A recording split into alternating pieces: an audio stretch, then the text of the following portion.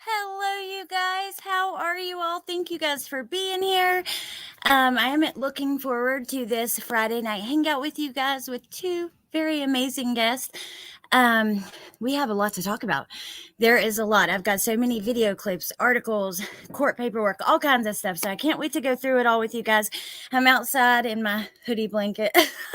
um, but anyways, let me say hello to you and then I'll bring up the guests. So hey, Cray, Aunt Cray.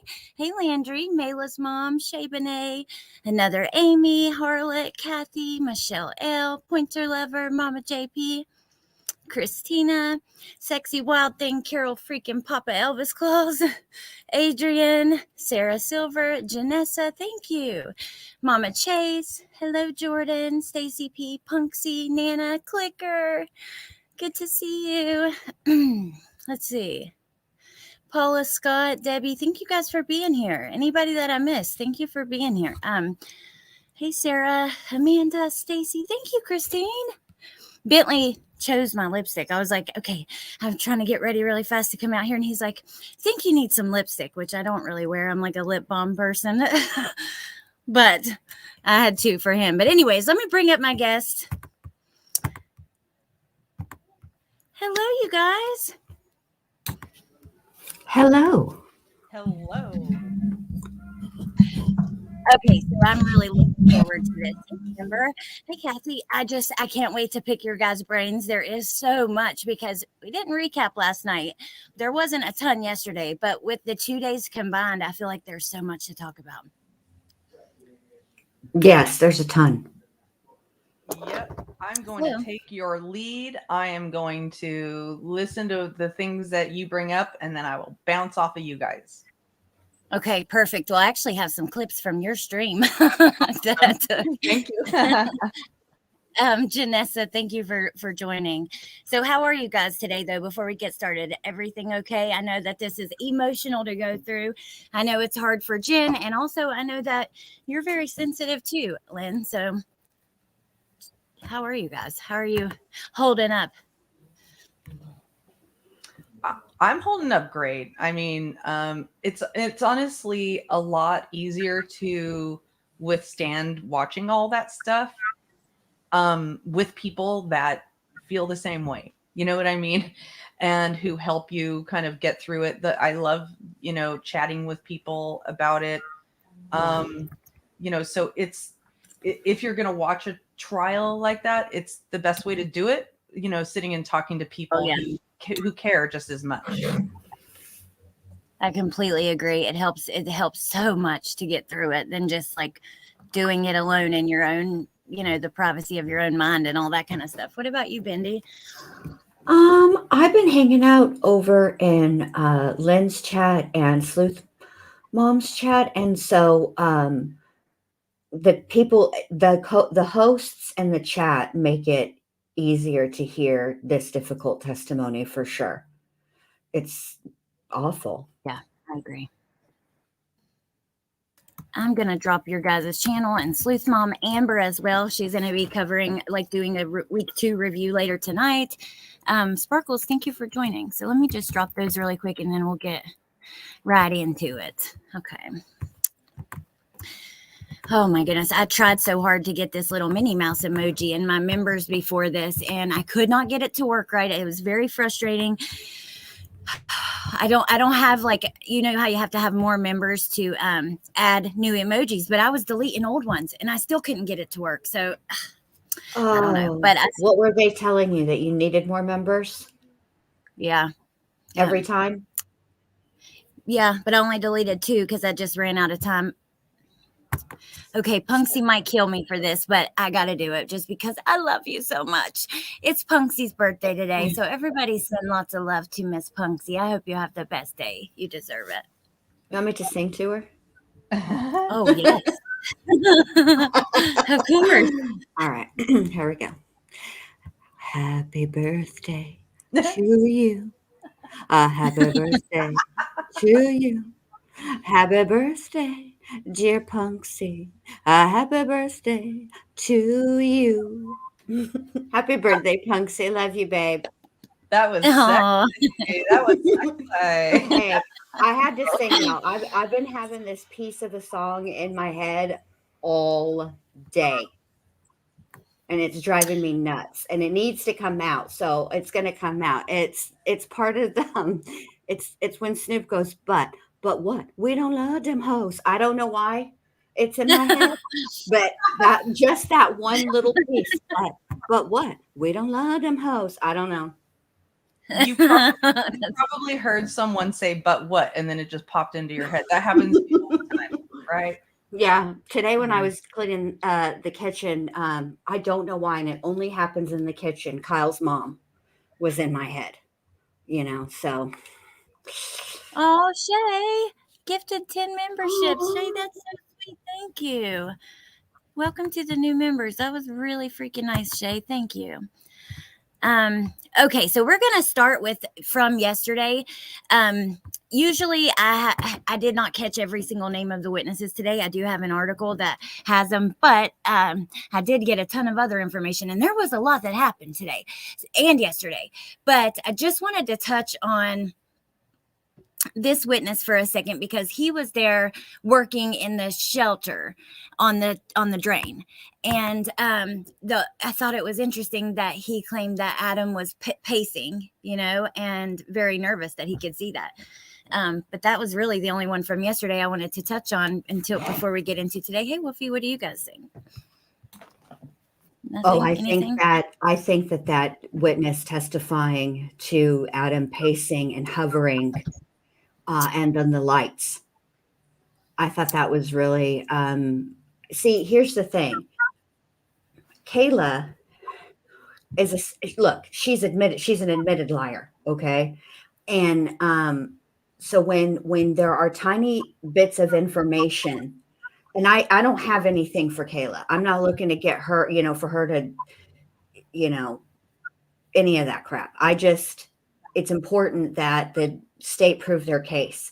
And so anytime pieces of story that she's told are corroborated independently by other witnesses that actually have nothing, this gentleman has zero to gain by not telling the truth. Nothing. He doesn't know them. He's not personally involved. He's not a friend or an ex-friend or a frenemy, none of that. So it's important when these little the devil is always in the details. So when they, it's important when they get corrupted.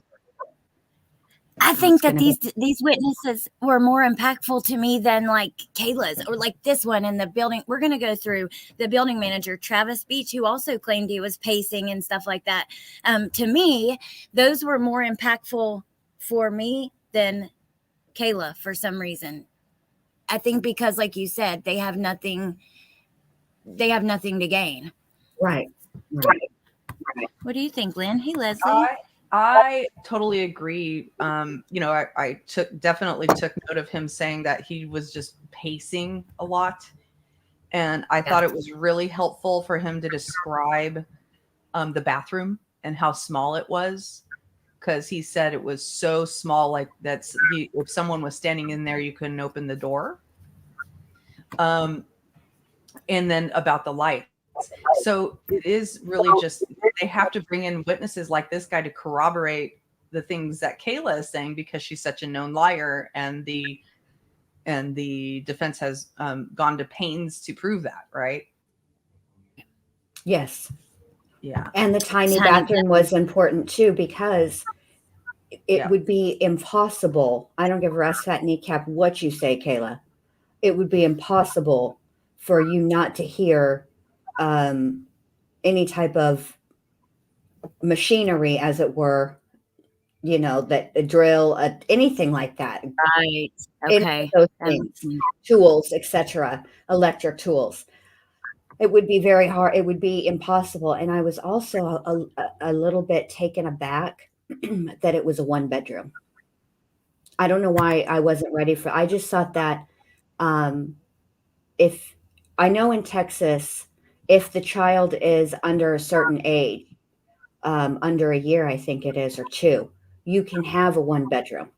But if you have more than one child, And can't. the children have to have a separate bedroom. And as they get older, if you have male children and female children, they have to be separated. So I just was kind of shocked a little bit, like, whoa, because That's how it is in West Virginia too. Yeah. But I guess because it was the fit shelter, right? Or I don't know. Or was it? Oh, I'm thinking Am I of the apartment, not the shelter. wasn't I'm it the talking apartment? about their apartment was one bedroom. My brain is starting to I've just been looking at so much, it's starting to spin. Like I'm forgetting details, which, by the way, something I wanted to talk about. So many people were under the impression that Travis Beach, and we're going to get into his testimony, that he was with Adam at the time of the disposal in the U-Haul. And even I, for some reason, remembered something about that. Me And too. Layla's mom, right. And people were like, I can't find it anywhere. But Mayla's mom found this, and I'm going to keep looking. But this is from the arrest affidavit. Let me find it. And I it's, was going to say that's where it came from. It's not clear who was actually in the vehicle with him, or if yeah. anybody And was. this Johnson person claims that, Beach stated they drove around the country for the next few days getting rid of stuff. Johnson stated that Beach never mentioned body parts, but that it was stuff wrapped in plastic or plastic bags. Johnson also mentioned Adam asking for tools and supplies and included blankets and tarps and from Beach. But anyways, it was, it doesn't come from nowhere. Right. So we didn't just make it up, which is always reassuring. Yeah, because with all this, like a case that gets this deep, you can start to mix up details and forget things. And it just, yeah. But this is kind of, I guess, a good example of why jurors are only supposed to base their verdicts on what they hear in the courtroom. Oh, I'm sorry. I don't know if it's me or if it's the feed, but it keeps buffering for me. Is it buffering for anybody else? I am not So buffering, you guys will get no. out. Not buffering for me either. That's weird. Okay. I think I'm going to go ahead and keep talking. I'm going to go out and come back in. There might be something wrong with my internet. So I'll go out and come back in. Sorry about that. Okay. No, that's okay. Yeah, that's okay. Yeah, I mean, it happened. Listen, Allie and I's life is I'm on a delay, so don't sweat it, Lynn. Well, it's just that I can't hear. I'm not hearing like half of the conversation when it buffers. Oh, that's a bummer. You need to. Yeah, I'm throwing out some really good kernels of truth, Lynn. It's real important. Okay, I'll let you right back up. No, I like to just take it easy here. We are not. We're just real people, and we're just like you guys, and just want to talk about this stuff and organize it and discuss it. However, we're not like trying to, we're just real. That's just what it is. So, hey, Sleuth Mom, good to see you. Okay, so I'm going to wait for her before I want to talk about Travis Beach some. Let me pull up this article, though, because they kind of went through some of what happened today, and then I've got a bunch of clips from other places, too. But, okay, so WMUR has been every single day. They will update with timestamps what's happened and things like this. They'll also give an overview at the end of the day, and this is basically their overview. But they say testimony in Adam's trial Friday morning focused on what the state says happened after his 5-year-old daughter, Harmony, was killed. Witnesses included a man who rented a U-Haul truck for Adam, the vehicle prosecutors allege he used to dispose of Harmony's body. Adam is charged with second-degree murder in connection with her death. Travis Beach, the man who rented the U-Haul, testified that he thought Adam was moving because he saw some packed boxes. At the beginning of the trial, the state contended that Adam was moving Harmony's remains. Beach said he met with Adam Montgomery in March of 2020 at an Econo Lodge where the Montgomerys were staying. He said Adam's wife, Kayla, was there with the 2 boys, but he never saw Harmony. Beach said that with the help of another person, he rented a U-Haul for Adam. When they returned to the motel, Beach said they did cocaine, and Adam Montgomery told him he had messed up but refused to say how. Let me see if Lynn's back. No. I thought he was an impactful witness too. All of these little people who are, the I effed up. We're going to watch that. But I missed MJ's live today. Let me pull up the clip of him. Let's see. You guys think he will never show up? Hello. I hope that fixed it. I hope so too. I totally restarted my computer, so apologies for that. No, Then that's let's all okay. talk. Like, Oh, no, go ahead, Benny. no, I was just saying let's all talk so then see if Lynn is buffering. Yeah, let us know I if don't you see can't it hear. now. I don't see Okay. it now. I don't have buffering now, so but I'll let you know. Thank you. You're welcome. Okay, I so can't let's just figure out what Adam is doing or whether he's gonna. I don't understand him, and I've been racking my brain since this trial started to figure out what he's up to. He's definitely playing a game, you guys. And at some point, I probably will put it together, but today is not that day. I'll let y'all know though. As soon as I put it together, y'all will be the first people I tell. right. I know. I don't know either. It's like we thought, is it strategy? I don't know. There's so many. Who the hell knows at this point? But I do think that some of the witnesses that have been on the last 2 days, including Roseanne Smith, the building manager, this guy, the maintenance guy, all those little details have proven to me a lot more than listening to Kayla. That's where I'm at right now. Right. Okay, let's watch this. Sorry, I just one really quick comment about Adam. He, if you think about it, he has very few cards to play, and he is the type of person, in my view, that likes to try to control everything. So the only cards he has to play are, withholding where Harmony actually is, right? Mm-hmm. And also his presence in the court. And my personal view is he's trying to throw some message, but I also think it works out for the defense because his behavior in court, I don't believe would have been helpful to them, if he was actually there, unless they knew they were able to keep him. I didn't, just so you know, I did not watch the gun charges trial, so I don't know how he was there. I just watched the sentencing, but he's just he's definitely using whatever control mechanisms he thinks he has, in my view. I agree. I agree. I think I did watch his weapons trial, and I'm trying to. He didn't. I mean, he just sat there like there wasn't anything remarkable about his behavior. But I think part of the reason that Adam isn't there, that I've been thinking about this, I have to go back just to make sure. But this jury is comprised mainly of women, where in the weapons trial, if I'm not mistaken, I think it was pretty even, a male to female ratio. So I think Adam I think part of it is that he's pouting because he has a predominantly female jury. And I think he's mad about that. And that's why he's not showing up. I think there's several layers to his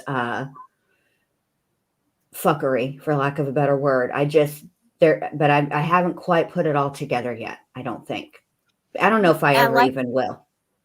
It's almost like peeling back the layers of an onion. There's so many different, yeah, I agree with that. And then Jordan, thank you so much. And yes, thank God it's Friday. No more school. Waking up for school for a couple days and all. I know it's a 3-day weekend too. Yes, I am so excited about that. And then Lil Red had a comment before I play this. That I forgot about this. Remember, he said he wasn't allowed to talk to Kayla. Like their relationship was just so toxic. So, oh my gosh, it's like, I don't know. It seems like a nightmare to be in, but I thought that was really interesting too. Mm-hmm. Okay. All right, let's watch this. And also, please interrupt at any time that you have thoughts about anything. I want you to. Okay. After that, Adam, Montgomery, and myself went outside to smoke a cigarette. He was pacing back and forth. He said he effed up, and I asked him what he meant, and all he could say and repeat was he effed up.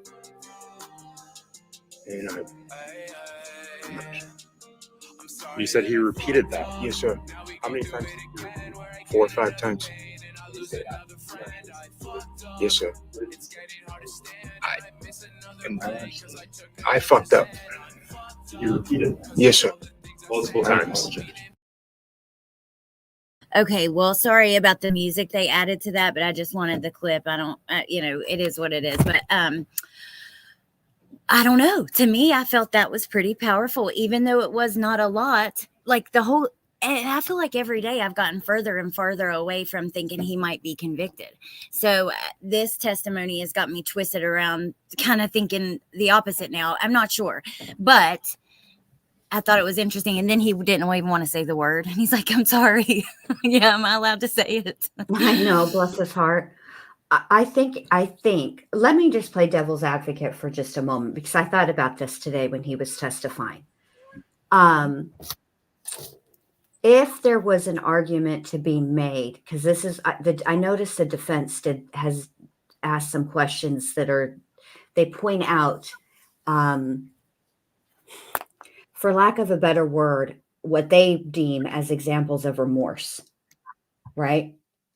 And although I fucked up can mean many things. I mean, obviously it means you fucked up, but what exactly did you do that's fucked up? Do you know what I mean? And I remember that Miss Smith was, when she was questioning Kayla, she really tried to get Kayla, just a minute, Mac. She really tried to get Kayla to go into like how he wanted to self-harm and he was having a rough time of it. And it doesn't do anything to make him, in my opinion, less guilty. I don't think the jury is going to see it that way, but I do think that the defense is going to try to take advantage of those small admissions and maybe use them as mitigating factors should he be found guilty. That's what I was trying to say. I got distracted due to the cat hollering at me. This is a hostile work environment. It's a hostile work environment. I have a follow-up question to that, Jen Lu. So if he says I fucked up to his friend, but refuses to say I fucked up to the court, does that offer mitigating evidence? I think that she could try.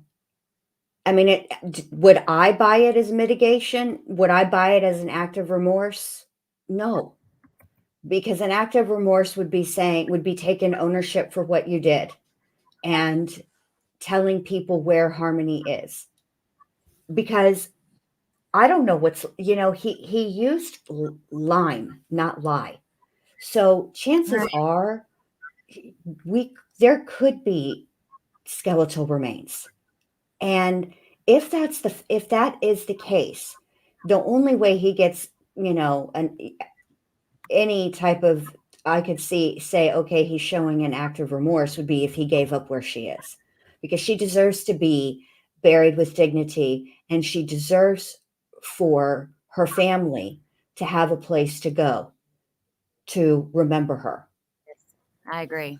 I agree. It's actually, oh God, that's one of the worst parts of the whole thing. She was just disrespected so much. It's unbelievable.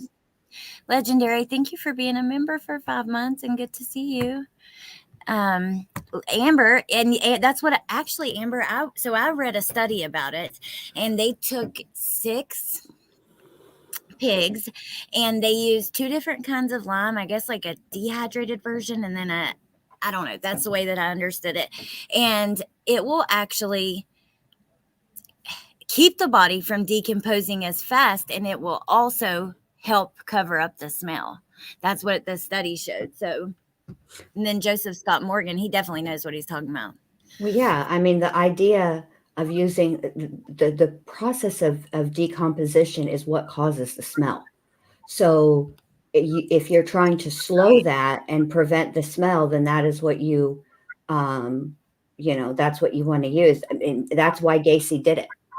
I mean, he used to buy lime like ridiculous You know, like if there was some type of, if Oh, wow. he would have never been able to get away with what he was able to get away with for as long as he was able to get away with in today's times, because you're tracked.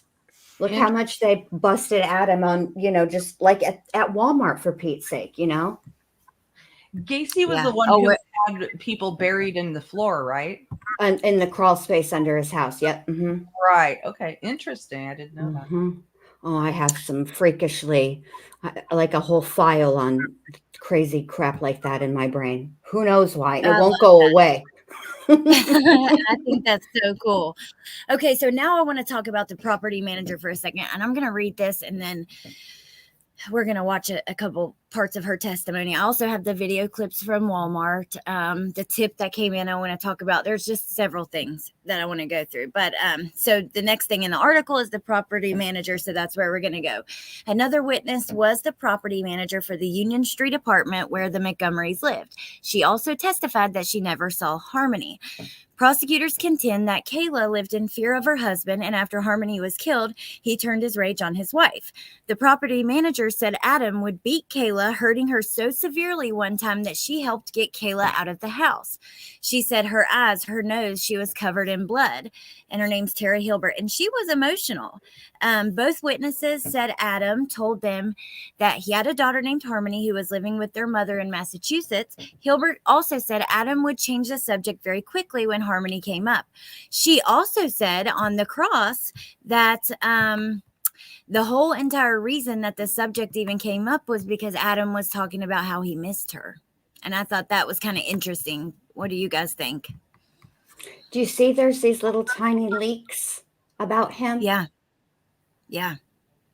And it makes me, I hate to even say it, but it makes me start to see him on like another side of him. You know what I mean? And it makes me wonder, I don't know. It's hard. Human beings are complex, and bad people do good things sometimes, and good people do bad things sometimes. So, you know. Yeah, Oh, absolutely. Wolfie. Thank you, Wolfie. That's so sweet. And yeah, the creators can heart it from YouTube, Sleuth Mom. If you're on the YouTube app or I guess the website too, but just not from StreamYard. Anything about the property manager, Lynn, before I play some of it? I'm going to skip ahead because I want to get to where she starts to get a little emotional, and then the beginning of her cross, which that's at like 13 minutes in or something. So let's go right. See, this woman became a friend of Kayla's as well and talked to her while Kayla was in jail. Mm-hmm. Go ahead and play it, and then I'll say what my observations. Okay. And just before we start, let me say thank you to Tess. You guys are just too good to me. Thank you. Just copying Woofy. Thank you for recapping the trial tonight, ladies. You three are simply fabulous. You guys are fabulous. Thank you. I appreciate that so much. Okay. I'll rephrase the question, Ms. Hilbert. So with regards to that particular building, did you ever respond to any sort of noise complaints at that building? No. Okay. And I mean 644 Union Street, that building? No. All right. And let me ask, with regards to Caleb, Adam Montgomery, did he ever tell you where they were living prior to them living at 644 Union? Yeah, they told me that they had stayed with sustained. Rephrase the question, please. Okay. What, if anything, did Adam tell you about the location of where he had been living prior to him coming to be with you? I knew about the FIT program they were in. And then Did he ever say about any other residence he lived in before FIT? a car? A car. Melissa Jade. I'd like to ask a few questions with regards to Kayla Montgomery. Did you have conversations or communicate with her as well? Yes. And I'm not going to go into the substance of what those conversations were, but what were the ways that you would communicate with each other? Sometimes through Facebook Messenger, other times on my porch parking lot.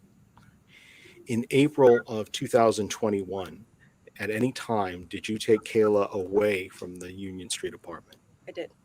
Why? Because Adam had beat her pretty bad.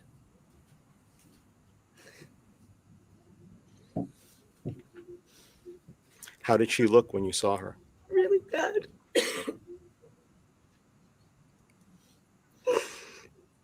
And when you say really bad, can you describe where you saw, I'm sorry, did you see any injuries on her?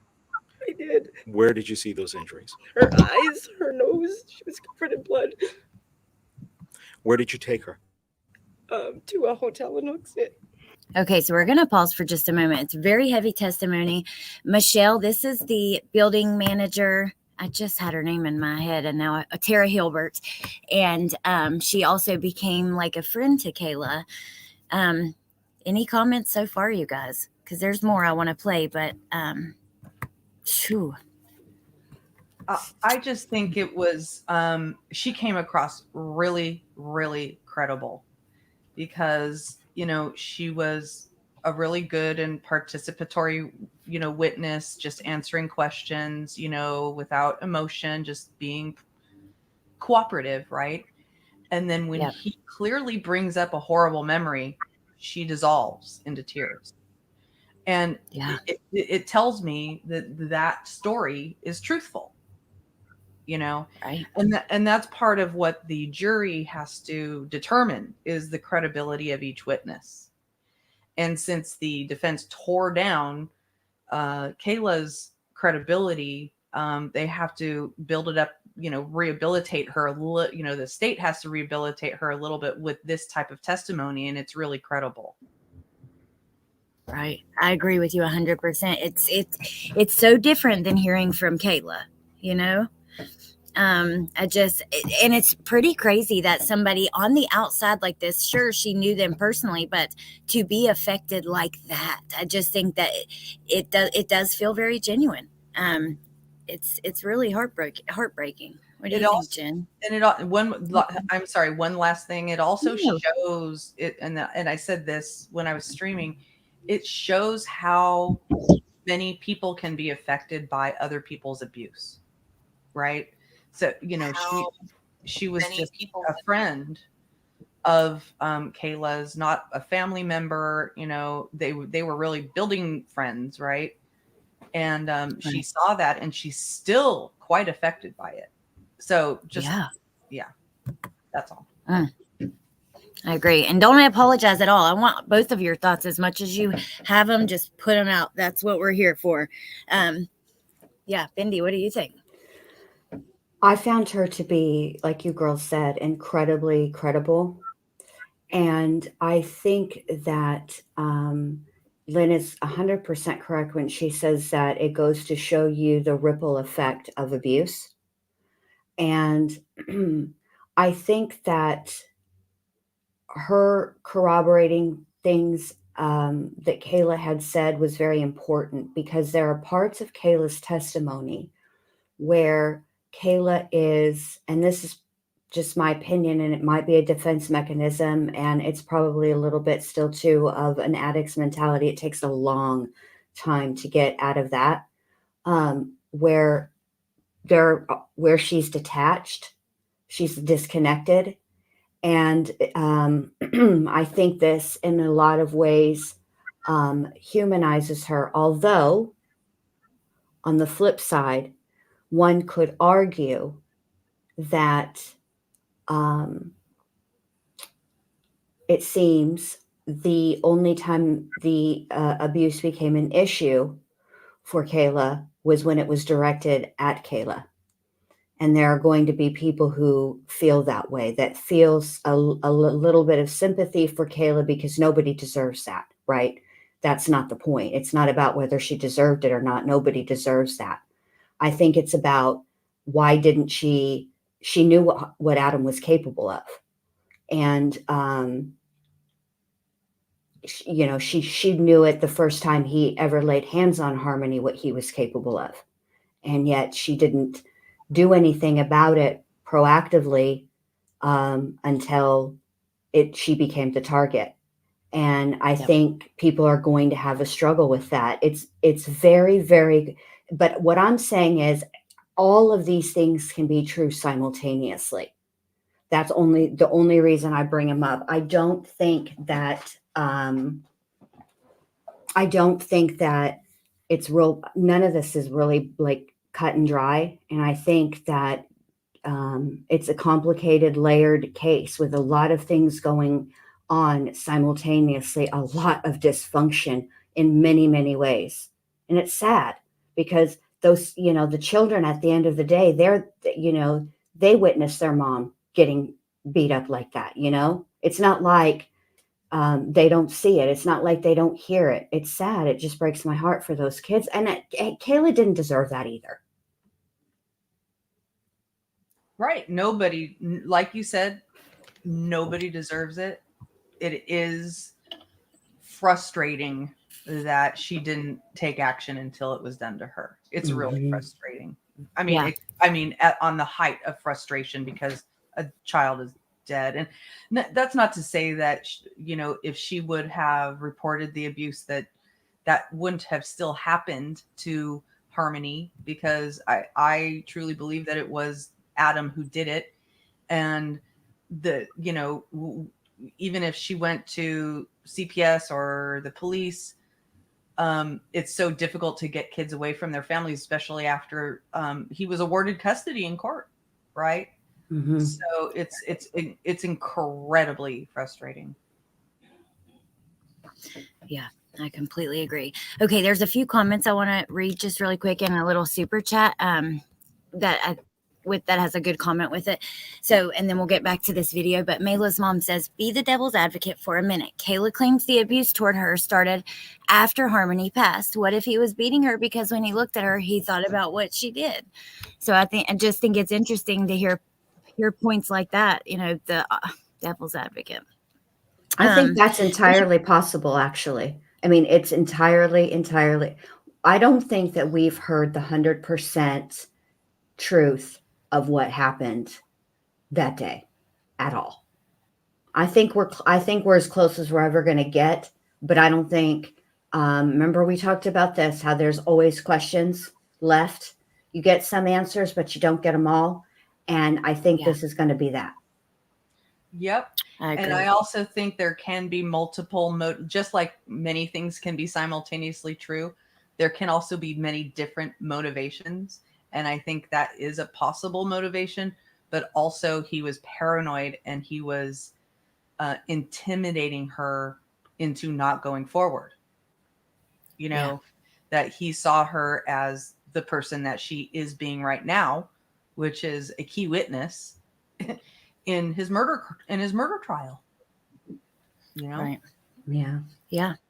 Bieber says, but there is nothing to say that Kayla didn't go and purchase the items. They did not have a definitive reason. While there was no footage at Home Depot, and they should have a reason. And then Sleuth Mom, to go along with that, said, Bieber, that is where I'm at with everything. They're giving a ton of circumstantial evidence, but still no proof of the M. I thought for sure the Home Depot guy was going to testify about seeing Adam, but it was just the receipt. Then I accidentally starred that one. And then Bouchit said, and thank you so much, Bouchit. Travis drove the U-Haul while Adam disposed of it per affidavit. So I pulled up at the beginning, and we'll look at it maybe again in the end, parts in the affidavit where someone claimed that Travis was with him. But I just don't have a definitive answer on that because, I don't know. I'm a little bit confused, and I was assuming that as well. But at this point, I don't know for sure. But we will look at the affidavit at the end again because I do have it in this folder for us to look at. And then MK, thank you for gifting 5 memberships. That was very sweet, and I appreciate it so much. Okay. Let's see. We're going to keep listening. Mayla's mom, by the way, has been working on like a very detailed timeline for us about what's came out in court, and I cannot wait. But I know that it's probably a lot of work to get it all lined out. But okay, let's keep listening for a moment because the cross is also very interesting. It's short but interesting.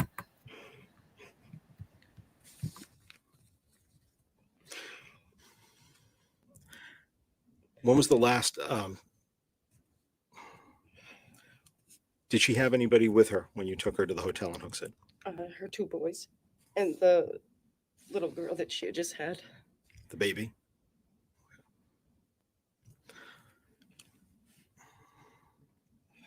Later on, Did the Montgomerys, both Adam Montgomery and Kayla Montgomery, and the children move out of that apartment? Yeah, they got evicted. Okay. Were you a part of the clean out that was done on that apartment? Was not. Who would have come in to do that clean out? Dennis. And when a clean out is done of the apartments, when you manage them and the ones that you've seen, what's the sort of work that gets done on those apartments? Pretty much just throw everything in trash bags, and I specifically put it on the outside porch, and Dennis will come pick it up with the trailer and take it to the dump. What about with regards to any of the sort of appliances inside? Are appliances changed? Yes. And what's the typical turnaround time for a new renter to come in? It all depends how damaged the apartment is prior. Sometimes it'll take over a month to fix the damages. Once the apartment is ready to rent, usually what's the time period between that and when a new tenant would move in? I'd say a week to 2 weeks. Okay. So a week to 2 weeks assuming the apartment's okay, that's the turnover time. Yeah. Let me just have a moment, please, Your Honor. Okay, hold on. Kayla, Harlot says, I don't trust Kayla, but I don't think she's lying about Harmony's death. I don't know how she'd even be able to come up Thank you very much. Those are all the questions that I have. I believe defense. with a story like that, and it's corroborated by a bunch of facts. Seems believable in my opinion. So I get where you're coming from, and part of me feels that way, but part of me is like, all of the things that they have evidence for are about the disposal of her, not about. There's nothing to corroborate so far, like the actual crime. I don't know. That's just where I'm at. I'm curious. What do you girls think about them? Anybody? Well, I was gonna let Lynn go first because I went first last time. Oh no, that's what I'm doing. I'm just going ahead and waiting for you guys to say your things, and then I'll say my thing. But we don't have to be that regimented about it. Trying to avoid us talking. I know how it can be when we're all talking over each other. But Right. You know what? You go ahead. You go ahead, Jen, because now I forget exactly what the point was. I'm sorry. It was about there is a lot of evidence that corroborates her story, but I said to me so far, most of that is about disposing of Harmony, not necessarily the actual murder. And just before you guys comment on that, I just want to say thank you so much to Teacup, and also thank you, Dom. I appreciate that so much. They have zero proof except the testimony of Kayla. So what do you guys think about that? As far as yes, she's not trustworthy, but there is evidence that lines up with her story, but it also lines up with his concession of guilt on those things. So right. However, I think the only thing he hasn't really conceded to is his absolute abuse of Kayla, or has he? Because that's one thing I totally agree. What we're seeing the most corroborating evidence about is the aftermath, right? But whenever we hear this testimony about Kayla's abuse, it also lines up with how she says Harmony died, right? So those are my main thoughts on that. okay, I agree with that though. But Meep, yes, she said he mentioned it at one point that a NutriBullet could be used to help, but that's just, I don't think that she claimed they did or anything. Bindi, what do you think about that? About the evidence that they have versus her story? I think that there is more corroborating evidence of what happened to Harmony after she was killed than the evidence of the actual murder itself. And I think that's why certain witnesses are being asked questions that they're being asked, because I think what the state is hoping is that if the details of Kayla's story as far as the disposal can be corroborated, then it might be in the juror's mind that that's enough corroborating evidence, that Right. she must be telling the truth. And what I'm saying about what Kayla is saying is, I'm not saying that, look, I'm not saying that she lied about what happened. What I'm saying is that she's left a lot out of it because some of this stuff does not make sense. They get into an accident, okay? And not to mention, before the accident, you're right. They're driving. He's not literally physically operating the vehicle and swinging on Harmony. What he's doing is he's doing it at red lights, which is even more preposterous because then everybody is stopped. It's different when you're on the road and there are cars passing you, right? You're at a dadgum stoplight. Everybody is seeing what you're doing. And even me, who can be the most absent-minded human being on the planet, would have noticed that. Right. And then nobody notices that they take this blanket and put it in a duffel bag. Yeah. Like, that doesn't look suspicious. And they haven't even, and we don't even, I haven't heard anything about this blanket, like what the blanket looked like, how big the blanket was, what kind of a blanket are we talking about? Are we talking about a throw blanket from Target over here? Are we talking about a full-on comforter, a duvet? What are we, queen, king, twin? What are we talking about here? It makes me think of Gabby Petito. Remember when all the people saw them fighting and were calling 911 and stuff like that? So that's really interesting. And then Solo Sock says there is zero evidence of Kayla harming anyone physically. Well, not necessarily, because in her testimony, in her third proffer interview, she admits that she would smack Harmony in the head and stuff. She straight up says sometimes she would smack her in the back or on top of the head. So there's, that, but I don't think, I don't know what that means. But also, something to talk about says, I believe they think they can plant benefit of the doubt. If they do, he walks. Well, remember, he's in prison for a very long time anyways over the weapons charges. And then Bieber says there's no evidence that would suggest she didn't do as much as he did. But I guess she's not on trial, which sucks. Kayla is supposed to be up for parole in May, for crying out loud. That is just... She's not going to get it, you guys. She's not going to get it. They're going to make her, that parole board's going to make her do every second of her time. Just because she's up for parole doesn't mean, okay, Florida isn't, okay, let me explain it. Look, yes, Florida is a sunshine state. That's true. But we practice daylight savings time. So when it gets dark, New Hampshire and Florida are on the East Coast. We get the sun at the same time and we get the dark at the same time. You know what I'm saying? And it would have to be completely pitch black dark and no street lights. I mean, we'd have to be out in the middle of nowhere for me not to be able to see somebody swinging on a child in a vehicle, swinging on anybody in a vehicle from the front seat to the back seat at a stoplight. Michelle, but it's possible. I have to at least entertain. It is possible that it wasn't seen, although it's not highly likely, which is, I think, the point of why they were taking them around. I'd like to go on that tour. Hey, Vinnie Politan over there at the Court TVs. Can you do me a favor and send one of your correspondents to make the exact trip that the jury made? Because that would be fantastic. That would be very cool. Absolutely. And Michelle, I have a video under live streams, but it's a pre-record. It was just streamed live.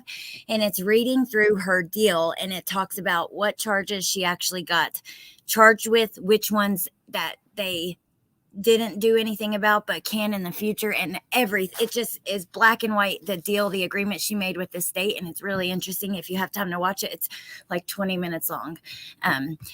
And then Mayla's mom, yes, this is the comment I wanted to show you guys. She says, in one of the beatings supposedly happened in front of the clinic, those places are busy. That's a good point. Hey, Lucia. Okay, so I want you guys to hear this cross. It's just like one or two questions, but listen to this for just a moment. This council may have a few. Thank you, Your Honor.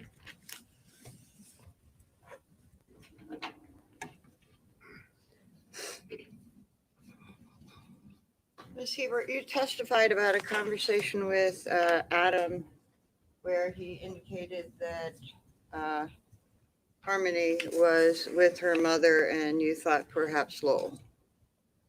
Yes.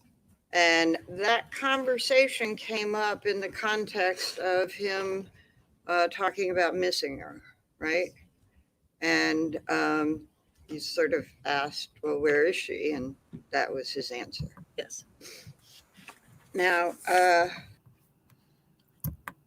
So yeah, that was just the part I wanted you guys to hear. I think that's interesting because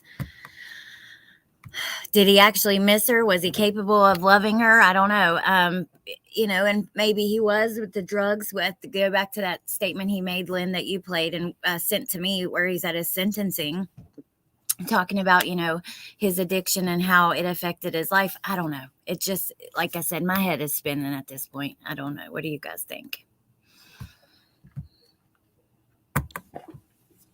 Well, it's hard for me to. People define love many different ways, right? And Yeah. for me, love doesn't result in death. So it's very difficult for me to equate that emotion with what happened to Harmony. But I know that human beings are complex, and I don't. It's different when it's a child. I think I just can't. It's just different for me. What do you think, Lynn? Anything?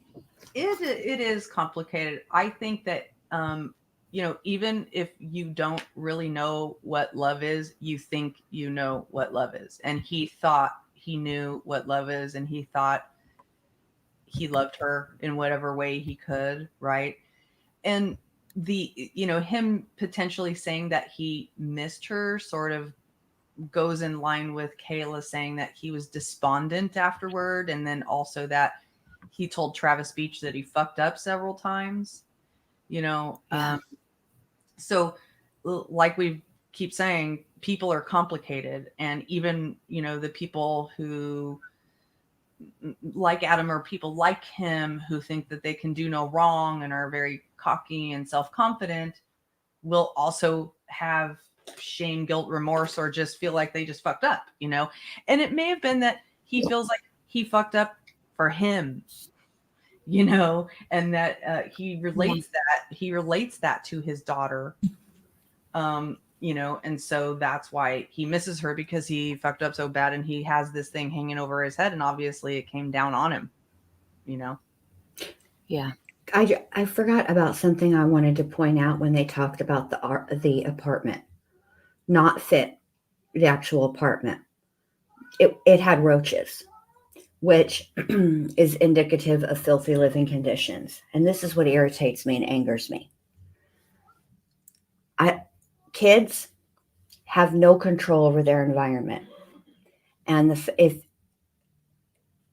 the very least you could do, like, I understand you're limited on how much you can clean when you're living in a vehicle, but you got out of the vehicle and now you have an apartment and you have a bathroom and running water and all the things. And the fact that you couldn't even keep your house clean is like, that to me is almost as I don't know. I think it might actually be worse than the drugs, which is weird to say. Like, obviously drugs are bad, but to do drugs, to be a drug addict and have children in that environment, but on top of it, to be filthy and to make those kids be filthy and live in a filthy environment is just, it's neglect, and neglect is abuse. And I don't give, that's that. It just makes me so angry when I hear about stuff like that. It's just, like, clean for your kids, for fuck's sake. Yeah. Thank you, Mayla's mom, for dropping Amber's link too. Amber has a live tonight, and we might overlap for just a few minutes, but she's also covering this, and I dropped her link because I would love for you guys to check her out. Amber I just love her. She does a great job, so don't miss out on that. But okay, let me think here. I did something funky with my layout, and I don't know what I did. Just push buttons. Just push buttons, and you'll figure it out. I hope it works out. Have you tried turning it off and turning it on again? That's every tech support. Like, of Yeah. course I've tried that. Obviously, I needed to escalate the call. That's why I'm calling you, because I've tried everything in my wheelhouse. Now I need professional advice. And this is where you start. And I meant to say, I forgot my thought for a second about what you said, Jen. I think that part of that is because of the drugs, right? Because you stop caring about the things that are important. That's one of the reasons why, when we've talked about it so many times, that anybody using drugs like that does not need to have custody of little children, because they are obviously not going to be doing what's best for those kids. You really have to be present. And I don't know, I don't like that at all. It is absolutely unbelievable that they even had all of these kids, especially because we know that there were family members calling 3 times a day, every single day, to CPS for like 2 months, or DCYF for a couple of months. And I don't know. It's unbelievably frustrating. And even though Adam and Kayla need to pay for what's happened, so does the system. Something they has do. to change. Something has to change. Yeah. And I see the filth as a symptom of the drug addiction. Right. So I think I see them as kind of the same, almost the same thing, because when you get that get that addicted to drugs, everything falls off, including cleanliness. Yeah. It's just, I don't know. When I was pregnant with my first child, and I was 18 years old, my dad gave me some really sage advice, and I still take it with me. He said to me, now that you're about to be a mom, I'm just going to give you a little bit of parenting advice. You're 18 years old and you've got a kid. The fact of the matter is you're going to be poor. You cannot be poor and dirty. So, and neither can your children, should you have more. So this is my advice to you, from one parent to another. You have to pick a struggle. Either you're going to be poor or you're going to be dirty. You cannot be both. And since you are young and you're having a kid, you're going to be poor, which means you cannot be dirty, and neither can any children that you ever have. And for whatever reason, that always just stuck with me. And it did not matter what I was going through, how I felt, what I looked like. My kids and my home were clean. Yeah. And I've had struggles too. So it isn't like I'm talking to Adam and Kayla as if I don't. Now, my struggle was not their struggle, but everybody has a struggle. Like, I didn't do illicit. The hard stuff. Right. Right. Mine came from my doctor. Okay. But it's still a struggle. Yeah. It's still a struggle. For me, when I was doing like those kind of hard drugs, I did never stayed out of place with roaches, but I can tell you I was not like I am now. I was not caring about cleaning up, cleaning my house, cleaning my room, anything like that. When I was doing the kind of stuff they were doing, which there was a time period where I was intravenously using heroin, that some of it was fentanyl heroin, smoking crack, smoking meth, shooting meth, everything. God, and babe, I can you're tell so you, lucky here. We're so lucky that you overcame that struggle, because geez, Lou. I can't believe I did. I walked away healthy, and I'm just blessed beyond belief. I cannot get over how absolutely blessed I am. But I know when I was in those moments, like, those were really low lows.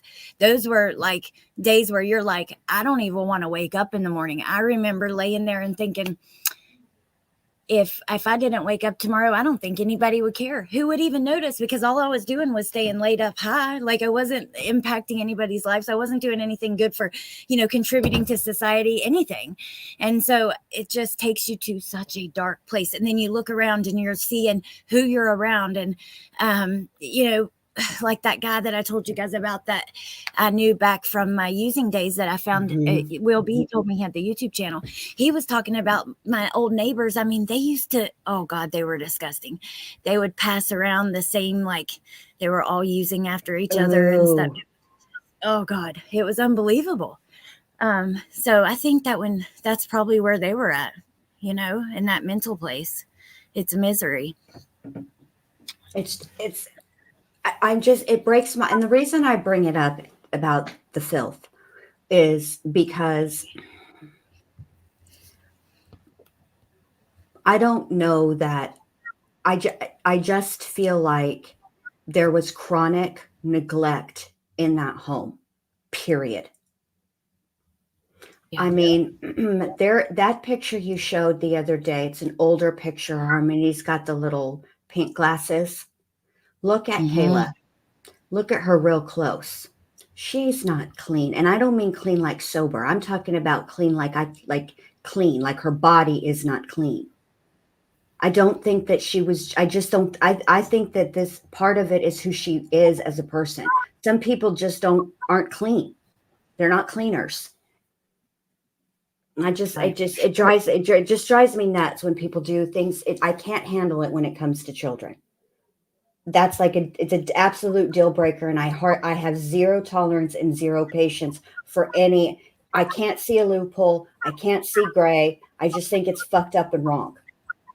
Oh yeah, I know what you mean. Well, you know, I talked to somebody who knows them personally, like pretty close, and did not have permission to share any of that conversation, so I don't plan on it like with who naming them or anything. But I will tell you this: they said Kayla she was a rough and tough kind of girl. They said that, you know, she would get right up in Adam's face, nose to nose with him. And this is the picture you were talking about, which it has writing on it. I don't have the version on the computer without it. But I just think that's interesting because I don't know. I think that there's more than what we're seeing or what we're being told in the trial as far as that goes. She probably was scared of him. It's obvious that he was doing, like all these witnesses today, the property manager. However, I think she was probably doing it right back to him. You know what I mean? And that's just, I don't know. So, and thank you guys for all the sweet words in the chat. It is sad. It's sad. I can feel badly for adults, but they have choices. Children they are at the mercy and whim of the adults around them. And that's why I get angry and frustrated. You know, it's hard when there's children involved. It's different for me when I just lose my mind. And I used to not be this like adamant about it and like harsh until I had grandchildren. Something about having grandchildren like gave me extra less patience. Right. I agree with you. I keep using the word frustrating. It's more than frustrating. Yeah. It's demoralizing. Yeah. It's demoralizing to see it happen like that. Absolutely. So just really quickly, also Officer Craig Stanzel testified. They were talking about Adam's refusal to help find Harmony. Now that is something that has always stood out to me too. He would, you know, anytime in those interviews that he was asked anything about Harmony, he wasn't having it. You know, I mean, now that he's conceded guilt to disposing of her, I guess that makes sense. But, you know, it's just something else that happened today. Clicker, thank you so much for being a member for 5 months. You know, I have a question because I think a lot of you have watched more of the Adam's, coverage about this in terms of like what Adam has said. Did he ever say to the police, "Well, I miss her"? You know, when they were questioning him, did he ever say, "Yeah, she's been with her mother and I miss her"? No. You know what I mean? Lynn, I'm going to go out on a limb and say no. Yeah, I haven't heard feel it. like and I've listened to his interrogation, as it were, and I feel like if he had said that, I would remember that. That is something that I feel like I would remember. That is a detail I think I would. Yeah, I agree. I think that would be memorable, right? But what's more memorable is how he was just evasive and uncooperative. Yeah. And now he's conceded to, you know, a part of it, right? We should actually revisit those maybe interrogations. That's that's something I want to look at again because I've watched it too, but it's been such a long time. All I remember is he was very cold, shut off, would not even begin to go into anything with Harmony. He did not want to talk about it. And then something to talk about, there is there is some information out there on that. I'll see what I can gather for you for that. Okay.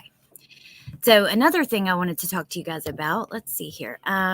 What about the witness who, I'm not going to pull her name up. She was put on camera. I don't want to do that. There was a witness today who testified, and she was in the process of getting a restraining order on someone, and she wasn't going to show up. Let me actually send myself that text message screenshot I sent you guys. Don't But- send it now. Stop sharing your screen when you Oh, yeah. send it, or it'll pop up, babe. Good idea, Jen. Thank you. I got you, boo. My understanding is that actually she did show up on Wednesday because that was the day she was supposed to testify. And when she saw the cameras, she bailed. And Okay, that makes sense. And then there's a text message exchange between her and whatever court officer, whoever. And she said, "Hey, look, I understand if you need to put a warrant out." That exchange right there. Mm-hmm. She says, "I understand. If you have to put out a warrant out for me, but I'm not putting mine and my children's life on the line. I can't, to be honest right now." Right. Mm-hmm. So then they did issue the bench warrant, and what it looked like to me, I don't know this for sure, but what it looked like to me is that one hand wasn't talking to the other, and the court said, "Bring her in," but the camera didn't know to turn away from the door where she was being marched in by the cops that had just arrested her and brought her in. I think this whole thing was handled poorly. Yeah. And I'll tell you why. Because I feel like, and I haven't looked into the fit shelter, but to me, I would imagine that they deal with a number of situations there. And probably the most common situation is when a woman leaves with her children due to abuse, or the other way around, because it does happen. We have to acknowledge that. I think that's another part of the problem. We don't often acknowledge that men can be victims of domestic violence as well. So I think that what should have happened is there should have been a discussion, and which there was, but beyond that, the camera person should have been told, because and I'm sure the camera person feels horrible about it, because I know that there's many situations. There was a lot of in the trial in Ohio, George Wagner. There were many witnesses who agreed that they could be, you could record their audio, but they did not want to appear on camera. And the pool feed was very careful about when they would call the witness. The judge would say, "This witness does not want to appear on camera," and they would adjust, the camera or whatever. And I feel like, I get that she was scared. And I think what she's saying in that text message is like, "Hey, come on. I'm hiding out, from my abuser, and I'm trying to keep me and my kids safe. And you guys are putting me on Front Street like this. And on top of it, you freaking arrested me." Yeah. And I think it just could have been handled so much more sensitively. We have to do better as a society, you guys. We have to. I think this is a symptom, a very frustrating, I keep using that word, symptom of the fact that a lot of courts are still kind of in their, the people who operate the courts and the system and whatever are still kind of in their ivory tower. They haven't caught up to the 21st century. They don't understand that they have to keep paying attention, especially in a high profile case like this, to exposing people. Yes. And they're slowly catching up because of mistakes like this. Right. Like the mistake with Gannon and his stuff. I mean, that was a big mistake, right? Right. And they sometimes, it's kind of like how Kayla didn't, call in the abuse or get angry about the abuse till after it's when they get caught doing something, they go, oh my God, how would we not do this again? And every court is operated by a different municipality. And so it just takes slow to seep through that awareness of when to turn the cameras on, when to turn the cameras off, who to communicate with to do that, who's the person, right? So they just have to get much, much tighter and less sloppy about that if they don't want to contribute to abuse like that. Right. Yeah. MK, thank you for gifting 5 more memberships. That was really freaking sweet. Thank you so much, and welcome to the members. And Little Red said, looking forward to my 20-year membership Gold Watch Award. Well, me too. I have some other things. So Tess sent me a video we're going to watch of Kayla like a year ago. And it sounds very interesting. I haven't seen it, but also look at this. Amber sent me this, which let me drop her link again. Amber does links. Updated picture of Adam Montgomery. Oh, court TV. Yeah. The shade of it all. And then let me just drop these links really quick. Then I want to get into what happened at the end. So this tip thing. Hey, True Crime Loving Blonde. And please check out all the channels that I'm dropping. They're all the ones I just dropped are doing Harmony coverage, and they are all excellent channels. And then the other ones I'm going to drop in a minute are doing all kinds of other coverage with also excellent channels. But so the end of the day, which I'm going to pull up a video about it. But what do you guys think about that? The additional tip. So someone was watching the trial, I guess. You want to just watch it and then comment on it? What do you guys want to do? Oh, yeah. Let's watch it and then comment on it. Okay. All righty. Let's go. That's my vote. Okay, well, Lynn just quiet, so I think she I agrees. maybe some additional. Did Your Honor, but I think you already addressed it. Please interrupt anytime. I want you to. About whether they might have to come back to view one of or two of the exhibits. So you already addressed it. I did also have that date of birth with regards to the transport order that's necessary. And I can go downstairs and provide that to the clerk's office as soon as we get done here. It's just if you give it to the clerk here, she can assist. Mike has the rest of the information, but I said they would get the date of birth. But if it needs to go into a transfer.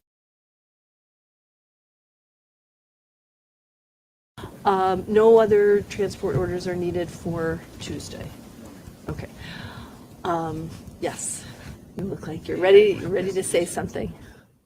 I have perhaps 2 issues, maybe just one. Okay. It's about witnesses that are not on the witness list. During the course of the trial, apparently somebody contacted the tip line, was interviewed, gave information. The state has given us a recording of the interview. We've gone through it, but I have not. We've certainly had somebody trying to go through and see. Wait, okay, so someone called in. They've been watching the trial. They called in and gave information, but I didn't catch this the first time. Whose witness would they be? So she says the state interviewed them and then sent them the video of it, and she hasn't had a chance to watch it all. Is this a state witness? Is it a defense witness? I mean, we're going to keep watching, but what do you guys think so far? It sounded to me, and as we get through this, that it's a potential defense witness, because at a certain point. And at a certain point, the other attorney uses the word Brady, but I didn't quite hear exactly what he was saying Brady about. And Brady is, turning over potentially exculpatory evidence to the defense when it is gathered by the investigation. So, but it doesn't sound like they're claiming there's a Brady violation, because but I don't know, but they did mention Brady. And also someone in my chat smartly said, since the defense lawyer is the one kind of running the show in terms of this witness, like she seems to be the one taking control, it sounds like it could be a defense witness. Yeah, that's what a lot of people were saying, Lynn. And that is, oh my gosh, it just got me very much piqued my interest. Somebody said that in the chat. I was going to, there was so, oh yeah, Teacup. I wanted to thank you. Thank you so much for gifting that membership. That was really sweet. I went to think about thanking you and then I just lost complete train of thought. But thank you so much. I appreciate that. Okay, Bandy, what do you think? Well, I'd rather hear all the information before I give an opinion because I need to hear what my friend Bootleg Elaine Smith over here is saying. So, because she seems quite perturbed, because when somebody says we potentially have two issues, that means you have two issues. There's no potentially. Yeah. And also Ivy said, Jen, did you get my email? And Ivy, I'm happy to see you. And I think next week we're going to try to do the open panel if you still want to come up, because remember she wanted to come up with us and talk about Yes. I did not get an email from you, but let me look just to be sure. I don't Okay. see it, but I'll look. You want to look while we keep listening? Yes. I'm not going to look and make you guys wait and be like, nobody talk about anything till I locate this email. I'm not a dick. I'm just saying. Lynn, do you have anything else before we keep going? No, go ahead. No. Okay. I wish the freaking closed captioning was loaded, but whatever. I don't know, and I don't need to name that person now, I assume. So I don't know if we will be seeking to call this person. It's sort of a puzzle with Hey now. sequestration when it's actually based on watching, as far as I know, the trial. So that issue, perhaps. And then as far as that sequestration issue, just the entire issue of Trinity. I don't know why it's doing that because it's loaded. Hey, Liplog. Garrity speaking with Kayla Montgomery during the court. Hold on. I'm going to rewind this and let it load a little bit. I think it's StreamYard, Allie. StreamYard's been super glitchy. Yeah, because I have like several bars. I don't have, you know how on StreamYard when your internet gets low, it'll come up by the eye. It's not doing that. So I don't know what's going on, but let's just look at wait the a second. setting. See if you can make this, because it's not important to see, it's more important to hear. So maybe try to turn the setting down to like, there you go. Maybe it'll make it a little easier. Sometimes I'm smart like 2% of the time. No. Okay, let's try it now. But see, it's loaded some, so we'll try. And it's very blurry, but that's okay. We just need to hear it. So that issue, perhaps. And then as far as that sequestration issue, just the entire issue of Trinity Garrity speaking with Kayla Montgomery during the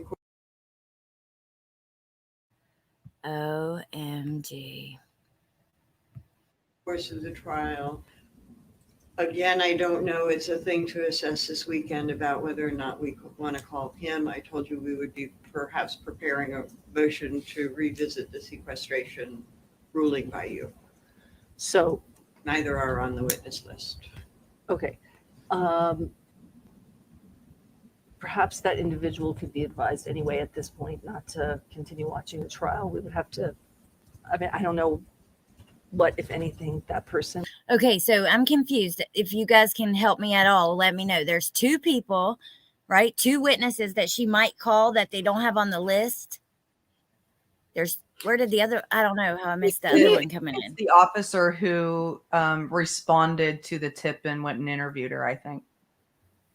Oh. So, and I think that officer has already testified and they dismissed him. So she's saying we might have to bring him back up, which means, and so they're talking about the sequestration issue that, when you're released for trial and you're not a witness, then you can watch the trial and stuff. And now they're probably, and the witness has clearly watched the trial.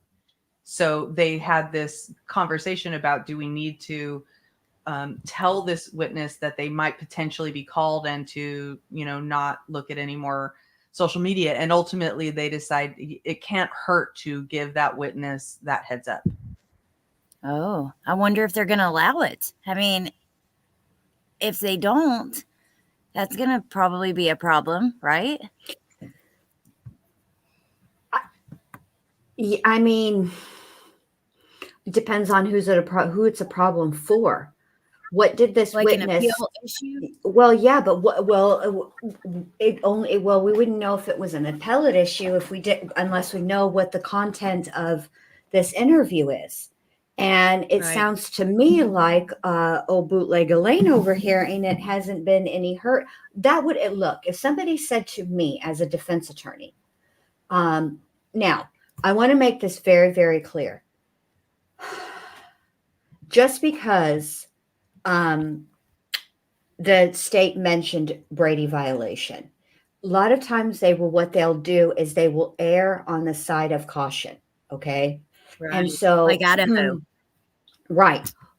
All of the evidence that has been gathered in a investigation must be turned over to the state, because the fact of the matter is when you go through those files and stuff, just because the state doesn't view it as potentially exculpatory does not mean that the defense won't view certain things as potentially exculpatory. So I think he might have mentioned that out of an abundance of caution. Just, they're trying not to do anything to cause a mistrial. You know what I mean? So Yeah. we'll and that's see. kind of like with Idaho. They were saying Brady, but it wasn't actually information like that would exonerate him. It just means it's information that is not favorable, right? Right. Well, right. I mean, exculpatory evidence is evidence that is in favor of the defendant and not in favor of the state's case. Okay. However, exculpatory evidence does not mean evidence is not necessarily actual innocence evidence. Does that make sense? It's not evidence of actual innocence. Yep. Okay. Right. Absolutely. Hey, Kate, thank you for the super sticker. I appreciate that. And then something to talk about. And Sleuth Mom, I would love for you guys to come on sometime next week if you want and talk about the trial. So just let me know if you want to, which Sleuth Mom, I'm going to message you after this. But okay, let's keep listening for a second, because I also have this video here that Tess sent. Of Kayla being released, and she says that there's like inmates banging on the wall. It's an interesting video, so I want us to watch that too. And then I also found this: the OCA releases investigation report on the case of Harmony Montgomery. So it's about the CPS, it's the internal investigation into the case. Okay. Yep. I'm gonna go take just a minute. I need a cig, and okay. But I'm listening on the phone. But I'll be right back. Okay. Okay, so we'll just watch this a minute or two, because I need to get my laptop charger. Yeah, don't be asking me no questions. I'm not prepared to. Okay. I mean, I'm listening, but if it takes me a minute to come back, that's why. Oh, goody. Okay. Maybe I'll get to be in charge all by Ooh, myself. put Len in charge. She's the most responsible one of us, I'm pretty sure. I feel fairly certain. All right, right back. Okay. Would be saying, so we might have to assess that. Everybody now has the same amount of information, and so I assume everybody could be prepared to deal with it. But if that person could be advised not to continue to watch the trial, I think that would be a good idea. I guess we could get in touch with that person. We learned of this same individual Wednesday afternoon that Attorney Smith is speaking about, and within about 10 minutes of us getting the report, we immediately provided it over. I'm also going to be looking at it, but I can tell you we've had no contact with this person. We'll certainly look at it. I guess we could ask whether or not our advocate could try to locate a phone number and maybe reach out and have her try not to watch anything additional for the sequestration. But we have no contact with this Well, person. this person there's just a tip line information. This person has not been interviewed. Detective Rayhill Oh. interviewed her. They did. Apparently, they called the tip line. If I can just summarize briefly. Okay. Apparently, they called the tip line Tuesday after having watched the trial for several days.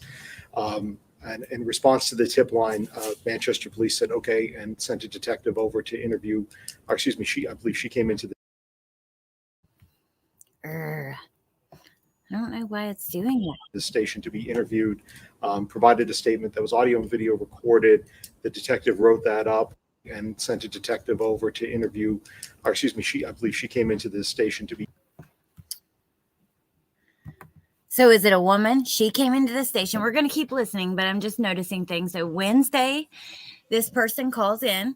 They have not talked to the prosecution at all, but they have done an interview that was recorded with Detective Rayhill. And it's a woman, it seems like, right? Am I right, Lynn?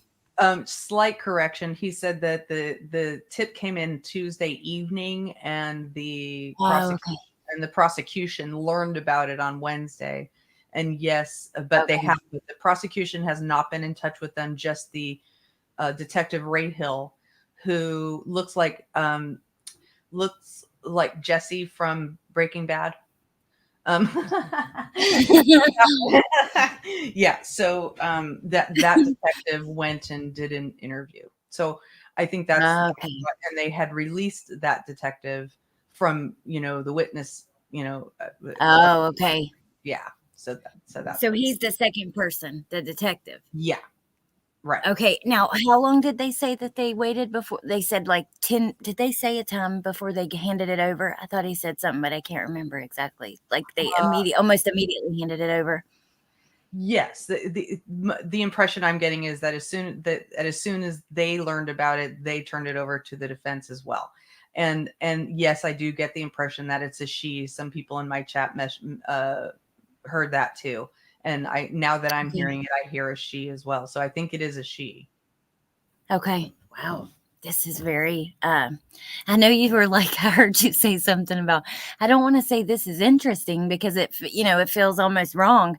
And I thought, oh my God, I overuse that word because there are so many times I can't think of anything else and I'll say it like way too much. I'm self-aware. Right. But it's hard to say. intriguing. It's hard to say, wow, how interesting, when you're talking about a child's murder, right? And I'm sorry, Right. maybe I shouldn't keep saying No, murder. you can say anything. Yeah. Yeah. And no, he actually. Oh, you know what? I said the wrong person. I didn't mean Jesse from Breaking Bad, because Jesse is Aaron Paul. I meant the redheaded guy on Breaking Bad. I'm sorry, you guys. I don't mean to distract the chat with these references. Right. But anyway. See, for me, Lynn, I like, as far as saying exactly what happened. Now, sometimes like when we're reading articles and stuff, if it feels cold, like the way they're stating it, I might change a word. Like instead of, oh, she was dead, I might say deceased, or I don't know. Sometimes I'll change a word like that to be respectful. But also, I don't want to censor what happened. I don't want us to do that because I just think it's important not to. And, I know that sometimes YouTube doesn't like that. They're not a fan of this case, but that's okay. But just because it's so important to have the truth, the full truth, as horrific as it is, that's just the way I feel about it. Right. Okay, let's keep listening. Be interviewed, provided a statement that was audio and video recorded. The detective wrote that up and forwarded to us about 3 hours later, along with a copy. Come on, bro, really? Copy of the video of the interview. That report, again, 10 minutes after we got it, we sent it over to defense. The video, I'm about to say the state has not actually watched the video yet, but I have no reason to believe it's different than the report. But other than that, the state and certainly the Attorney General's office, we've had no contact with this person. If you are asking us, if you Oh my gosh, every time I leave this would like us to please reach out to them, then we are happy to be able to do that for the court, to say, please do not watch anything else. But I guess, Attorney Smith, do you have any feeling about that? No, I think it's appropriate. I don't know that we have the phone number to do it. I can't recall if it's in the report, so I think I it's think right. it can't hurt, Right. right? So I think it can't hurt. So if you have a phone number and someone can reach out to tell that person to not watch. The state can or do that, read, Your Honor. I think it can't hurt, and then we can see where we are. So I would suggest that. In terms of any motion that you're going to file, let me ask you, given where we are, that would need to be filed like immediately, as soon as you possibly can. So where are you in the process of that? I mean, is it something that you could get to the court and to the state over the weekend? Yes, yes. Oh, yes. So just tell me where you are in that process. Brainstorming, completing research. We were transcribing the best that we could the disc that we obtained of the bench conference. And I think we can piece it together. I think we will have it this weekend. If you're asking us to have it Saturday, we'll have it Saturday. I mean, I would like to give the state an opportunity to look at it so they can craft a response. And I would like to look at whatever. What is, I didn't hear did they say what the motion was that she wants to file? They didn't. I don't remember them actually saying what the motion is, whether it's a motion to include or exclude or what. I really don't know. Wow. Okay. Crime Horse. So someone called Tuesday night and they said that they have been watching the trial and they had testimony they wanted to give that may be favorable to the defense. It appears like that's my opinion, but they had testimony that they wanted to give. They did an interview with the detective. They have not spoken with the state or the defense yet. And they just decided basically to let them know to stop watching the trial. Are they going to let them testify, you guys? And what could this possibly be? I mean, who could be sitting at home watching this? What are they watching where they're like, I don't know. I'm absolutely mind blown about it. And I don't know what to think. Also, Starlight Angel, thank you. What's up, Buttercups? Thanks for making my Friday night better. Thank you for making our Friday night better. And thank you for the super chat. I appreciate that. Okay. I think I have some thoughts. Okay. Okay. So from what I'm hearing from the prosecutor and the defense, it would be improper at this stage of the game for the prosecutor or the defense to speak with this person, which is why they haven't. Although, so all I can tell you is what was going on Tuesday. And on Tuesday was Kayla's testimony on cross. Oh. So something she was saying must have, right? Wasn't it Tuesday that Kayla was on cross? Am I right? Pretty Let me sure. see. Yeah. Let me go look and I'll double check on our recaps and see. But I am pretty sure that was the bulk of what occurred on. Yes, because Monday was her on direct all day. And Right. I think Tuesday was her cross. No, that's not true. That's not right. She was put on the witness stand first Friday, all day. And they ended Is it early. February 12th? Was our live on it? Our second live was February 12th. What day was that? Monday. But so they had just cross all day. Right. Okay. Yeah, but for the most part, Kayla was on the stand all day that day. Tuesday was.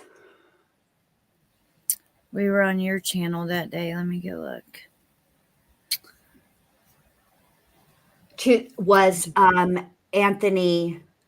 Oh yes, Badero. And forensics. But somebody watching a trial probably wouldn't have a tip on anything having to do with forensics, you wouldn't think, right? So it's got to be some type of witness testimony. And That's the Go day ahead, that Bill. we went over those messages. I was just scrolling through our live. That's Anthony. We went over his stuff, but also those messages that came out in court and the ones on Twitter was on Tuesday as well. Just trying to Mhm. think back to what exactly was happening. They put on people that Okay, what worked else? at Dunkin' Donuts with Adam. Yeah. And the car So jump it, starting, right? yes. So I would think that it has to be something to do with something, a witness, like not a professional, an expert witness, but a regular citizen witness said. And so I think that I don't know what they could possibly have to add to this unless maybe they're somebody that also worked at the Portland Pie Company. I don't know. Yeah, I think that's probably a good assumption, is that they saw somebody else testifying and said, "Wait, I know more," and that Right. and that was the day.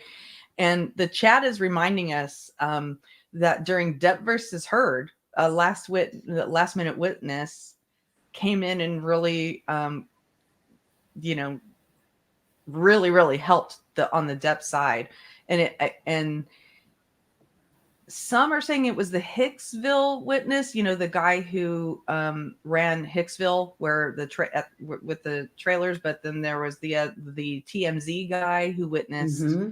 And Kate Moss was the real shock witness. Remember, Right. nobody knew she was going to be testifying. Right.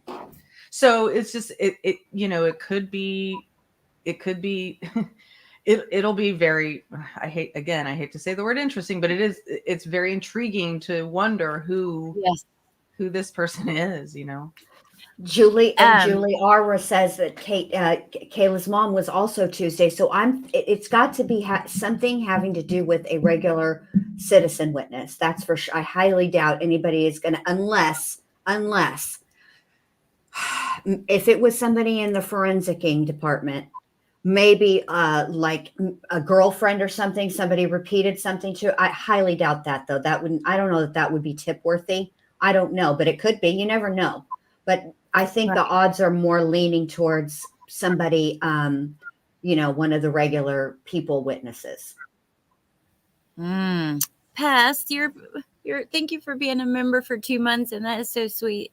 They said you're stuck with me. #real one. Aww. I know. And then I want to do Mayla's mom. I would love for you to come up on the open panel. That would be awesome. And also lip locked if you wanted to. I definitely want to do that next week sometime. Mayla's mom said it could have been about Kayla's testimony, and they had to sit on it overnight. Right. I mean, we don't know. Okay, we're assuming that because they called in on Tuesday, right? Evening, that they might have been watching Tuesday's testimony. However, let's think about how we watch the trials. I mean, it is very possible that they watched in real time and then went back and re-listened to testimony, because sometimes especially on cross, some of it just was like, are you going to come around to the point like today at some point? Is it happening? Is it coming? And you sort of like tune out. So it is possible. Who knows? We'll find out, though. We will definitely find out, but not on Monday because it's a holiday. We'll find out on Tuesday. Let me tell you what. Oh, go ahead. True Crime Diva says, could Adam have someone call in to stir stuff up? And I was going to say earlier, I'm going to create a whole conspiracy around, okay, so Adam had somebody visit him in jail, and he whispered, he sent them some sort of signal to call last minute and send in a tip, and see if it gets them on the stand to screw things up. I mean, you could see him thinking that way. It's just interesting to think, could he possibly pull that off? Like Murdoch with the threat that was called in the threat was made to the judge. Oh, wow. In that case. Yeah. And there were all kinds of things floating around the internet when that happened. Mm-hmm. I want to read to you guys what Lil Red texted me about this. She said, because I watched it, I didn't watch it in real time. I had to go get Bentley from school. We had to go to the grocery store, the pharmacy, all kinds of stuff. So I was like a little bit late watching it. And she told me a couple people had messaged. Well, she says, and I don't think she would mind if I read this, but she says, I think it's someone who is going to say they know Kayla killed Harmony and Adam and Kayla made a pact to let him take the blame. Why else would a defense witness call a tip line 3 years later during the trial? Which I know it's assumptions. It could be anything, you guys, but it is intriguing. I one time looked up a list of synonyms for interesting on a live because I couldn't stop saying it. I needed the word. Intriguing, fascinating, perplexing, engaging. Hobo says, can they listen to jail calls in real time and use anything said during the trial? I believe so, but it just has to, they have to follow the rules of evidence. So I guess they would have to be, hand it right out. Jen, do you guys know the rules of that? And I don't know. They can listen to it in real time, yes. However, there are rules of evidence. And so I would think that if it was something pertinent, they would have to file a motion to get it entered. And of course, if they intended to use anything, the first thing they would have to do is turn it immediately over to the defense.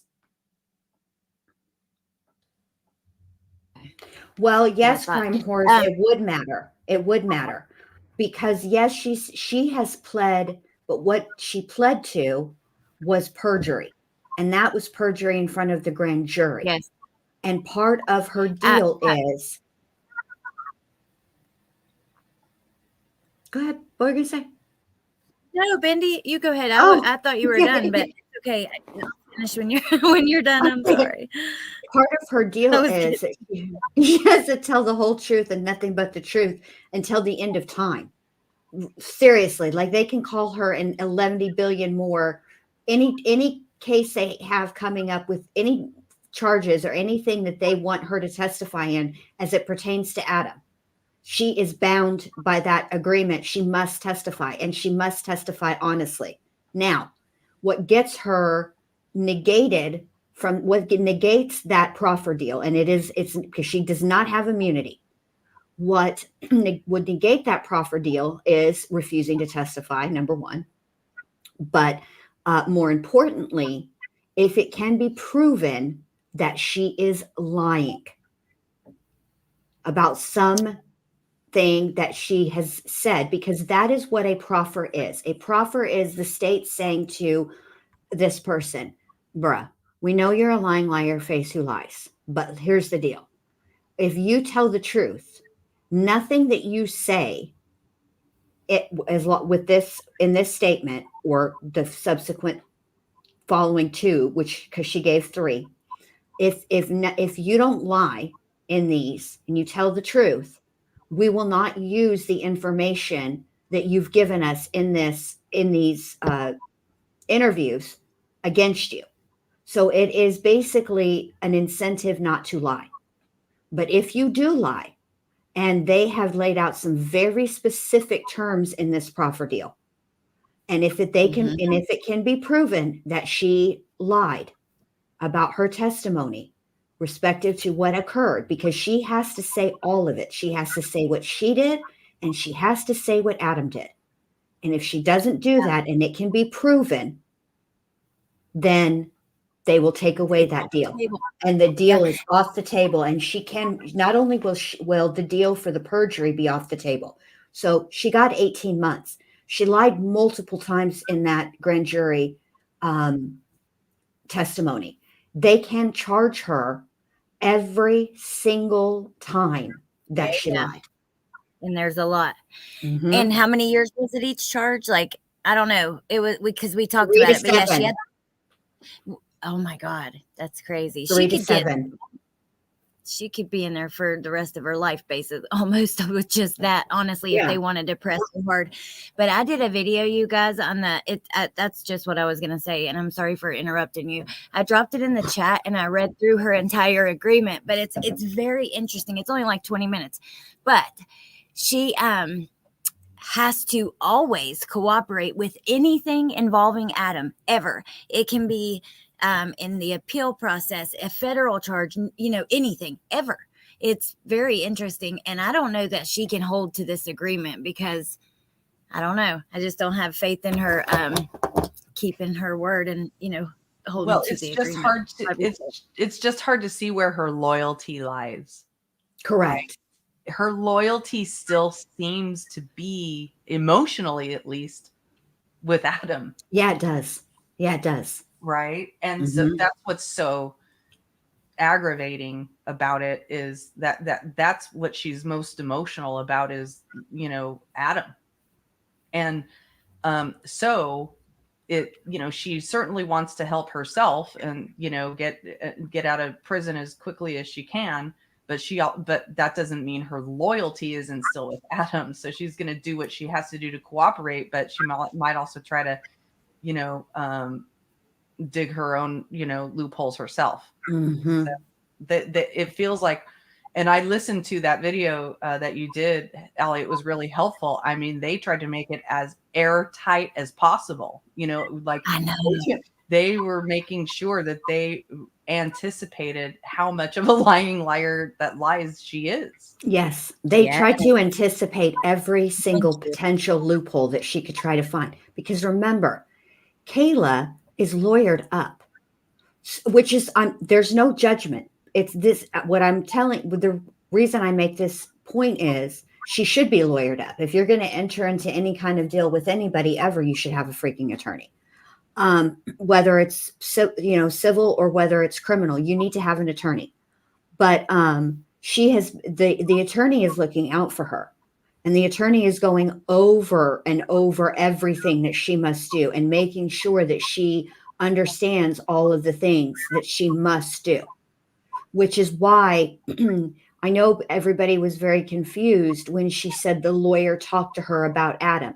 He's allowed to do that. The people that cannot talk to her about her testimony once she was on the stand, this was all before she took the stand. Her lawyer can communicate with her anytime.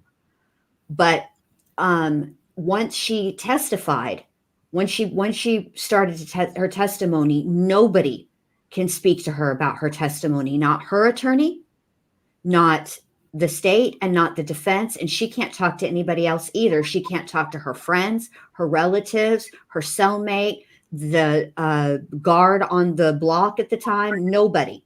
The person at the water fountain, nobody. She cannot discuss her testimony with anybody. And her language was vague. And that's what the kerfuffle was, is that who did she actually speak to, and when did she actually speak to them? Because if it was after she got on that witness stand, it's a problem. But since it was before and it was her attorney, it's no big deal. Right. Nothing out of the way there.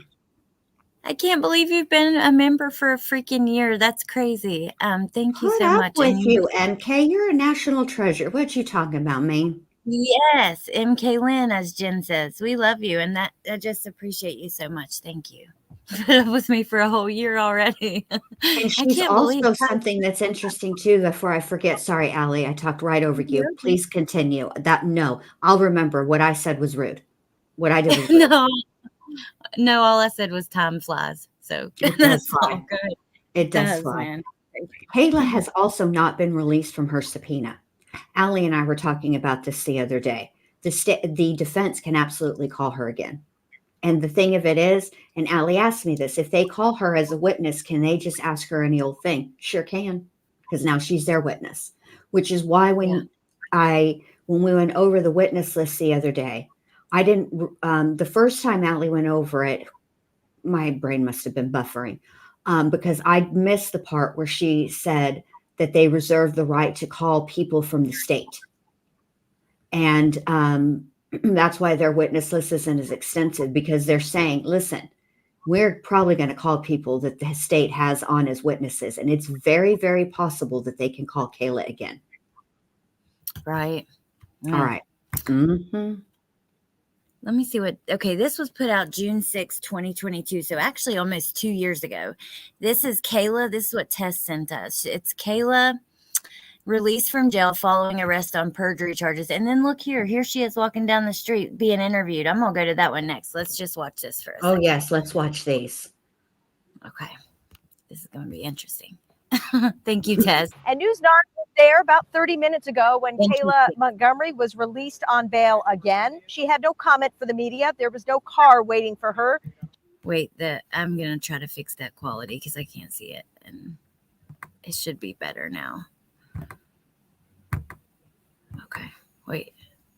She left No, on you didn't foot. fix it, She Dave. waved it. We're banging on. Okay, what do I do? Go to settings. You just didn't click it.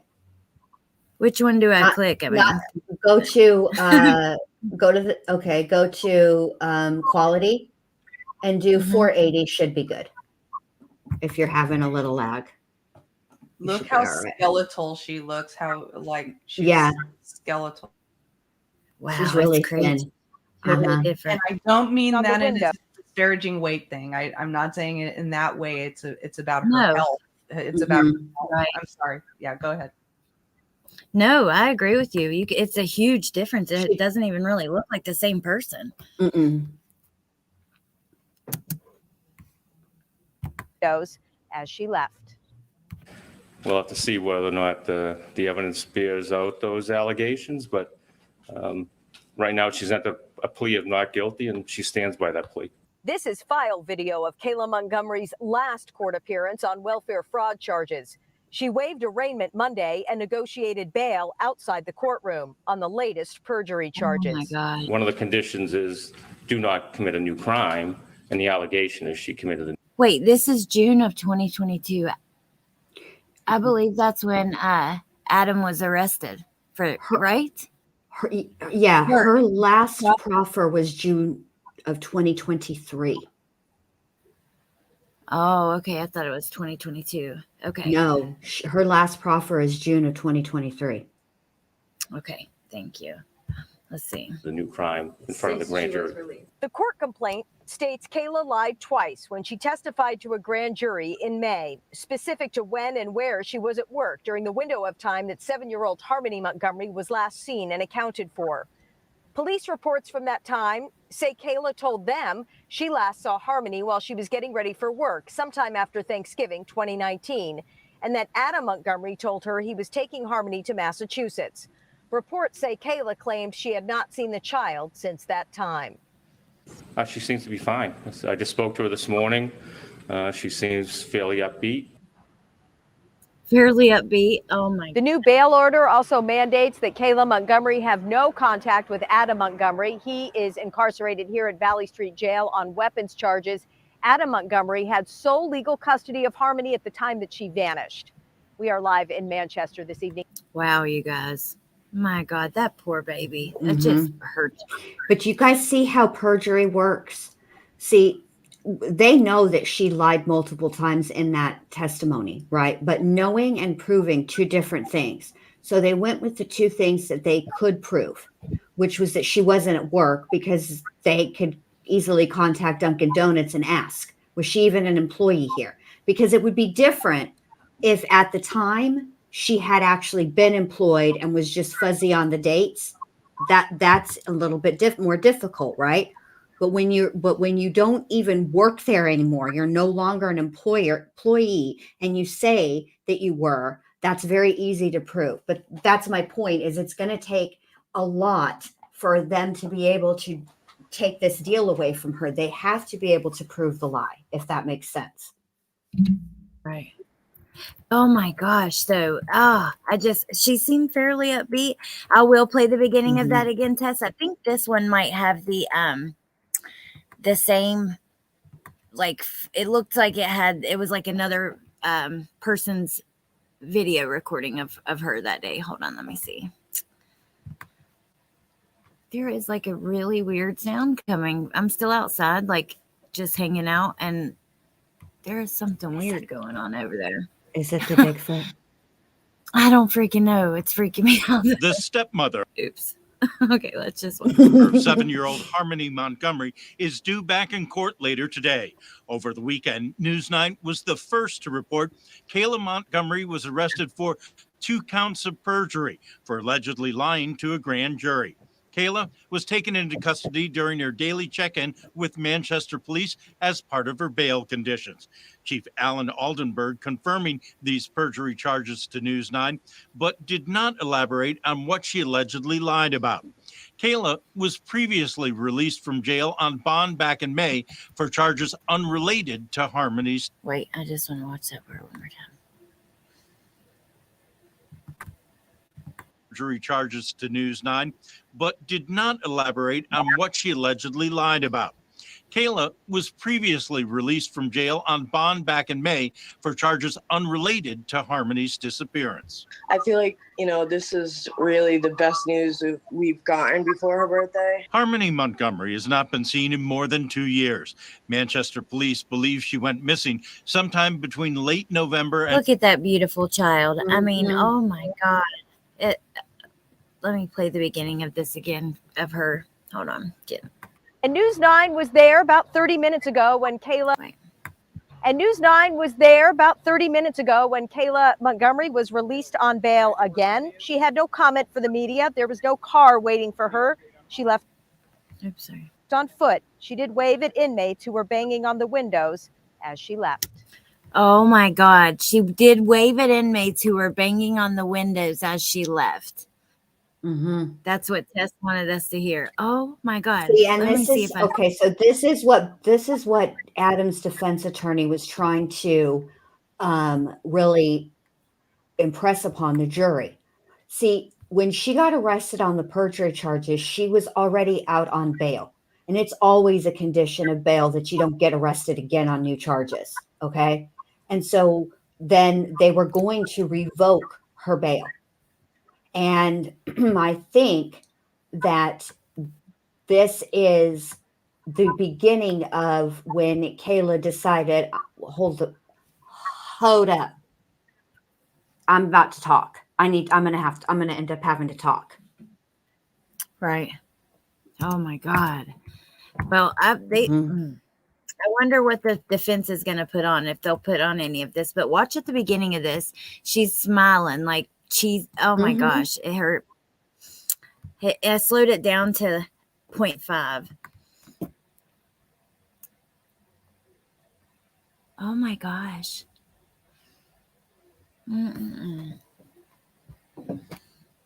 Smiling at her friends, banging on the glass. Wow.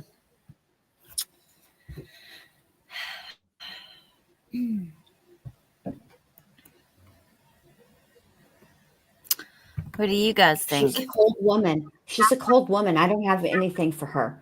Listen, I feel for victims of domestic violence, and I know, I don't know the statistics for men, but I do know the statistics for women. And a woman typically tries to leave about 8 times before she is successful.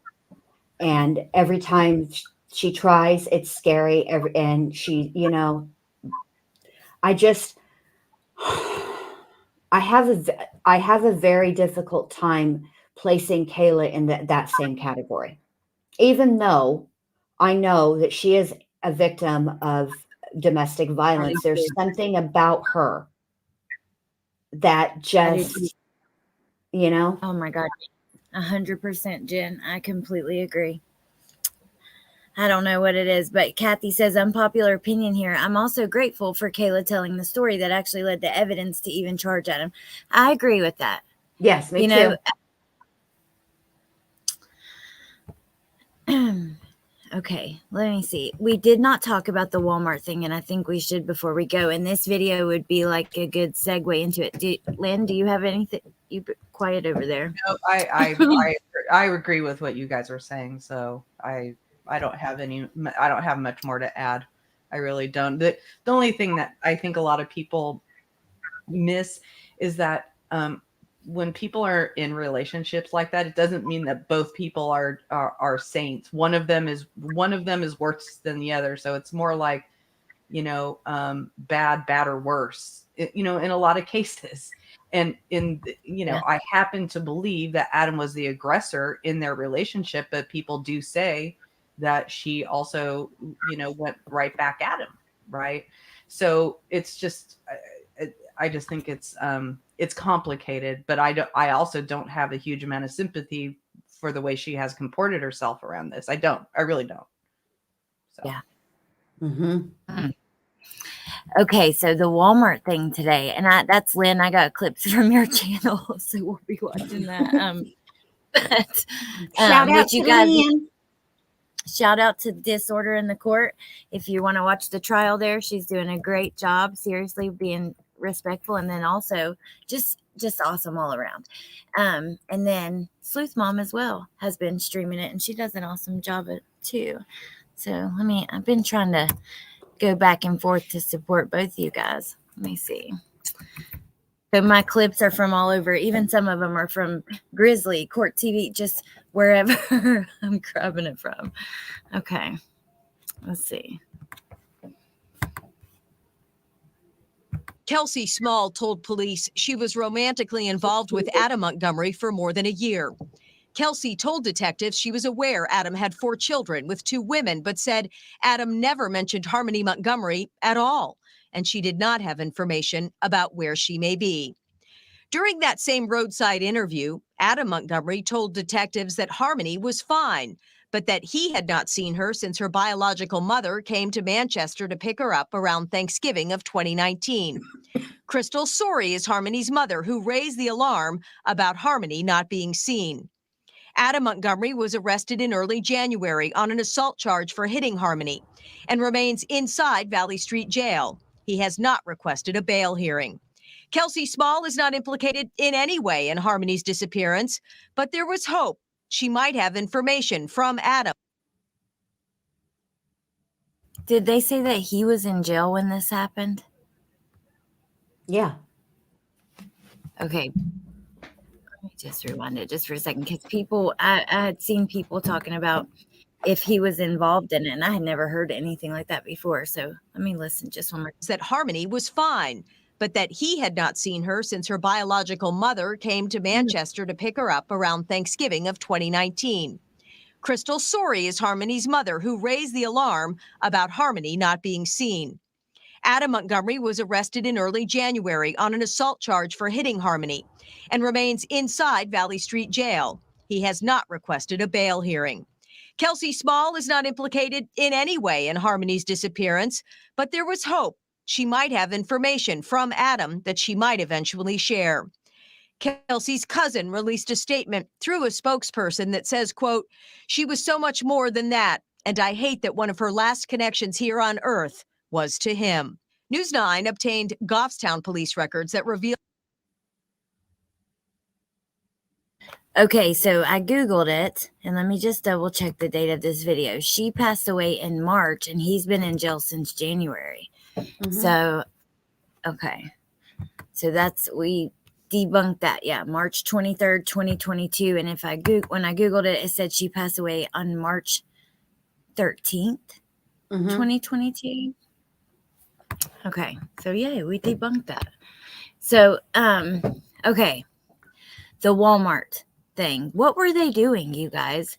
Like, I grabbed clips of all of it, but they were selling cell phones for cash. I know, but what about in the makeup section? Were they? That I missed. You'll have to show me that again. Okay, I got clips of it. One second. What do you think, Lynn?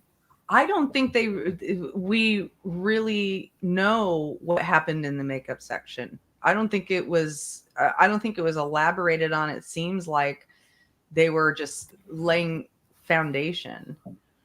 And like there was one point where I did see like he put his hand in his pants and he was really hovering, and men do that anyway. I mean, I I've been around a lot of men in my life. They do that sometimes when they're wearing sweats. They just stick their hand in their pants to adjust things or whatever, right? So it doesn't mean they were shoplifting, but it looks like that was potentially them being shown shoplifting. And you could also see that he was following Kelsey around like a little puppy. That was one thing that really stood up to me. That stood out to me was that she was walking always ahead of him, and he was just kind of following her around like a puppy. Well, look how pretty she is. she was a very beautiful girl. It's really sad. Drugs ruin so many lives. It's just Can I just young say and something poor. that I was thinking about? Mm-hmm. Okay. So if the whole reason that Adam beat the crap out of Kayla is because, um, he was basically, beating her into submission. He didn't want her to snitch, right? Why would he go and flaunt his new girlfriend in front of her? See, that never made sense because hell hath no fury like a woman scorned. Because men are not because I don't mean men, I mean anyone with that frame of mind is not logical. I see. It just seems like he would want to, like, if she has what she has, which is something over him, right? It just seems like it would be the smart thing to do after you beat the crap out of her. And see, then after he beat the crap out of her, yeah, she pressed charges, but she was still at that point covering for him. And so what I'm curious about that, maybe he just thought he won and he would always, I don't know, just never made sense to me. Well, I think Seemed risky. By that time, he felt like he had her under control, right? And so, and possibly at the same time, he wanted her to feel jealous. It just feels like a risky thing. I wonder if that's what pushed her over, is seeing him with another girl. Maybe. I wonder if that's what did it. Maybe.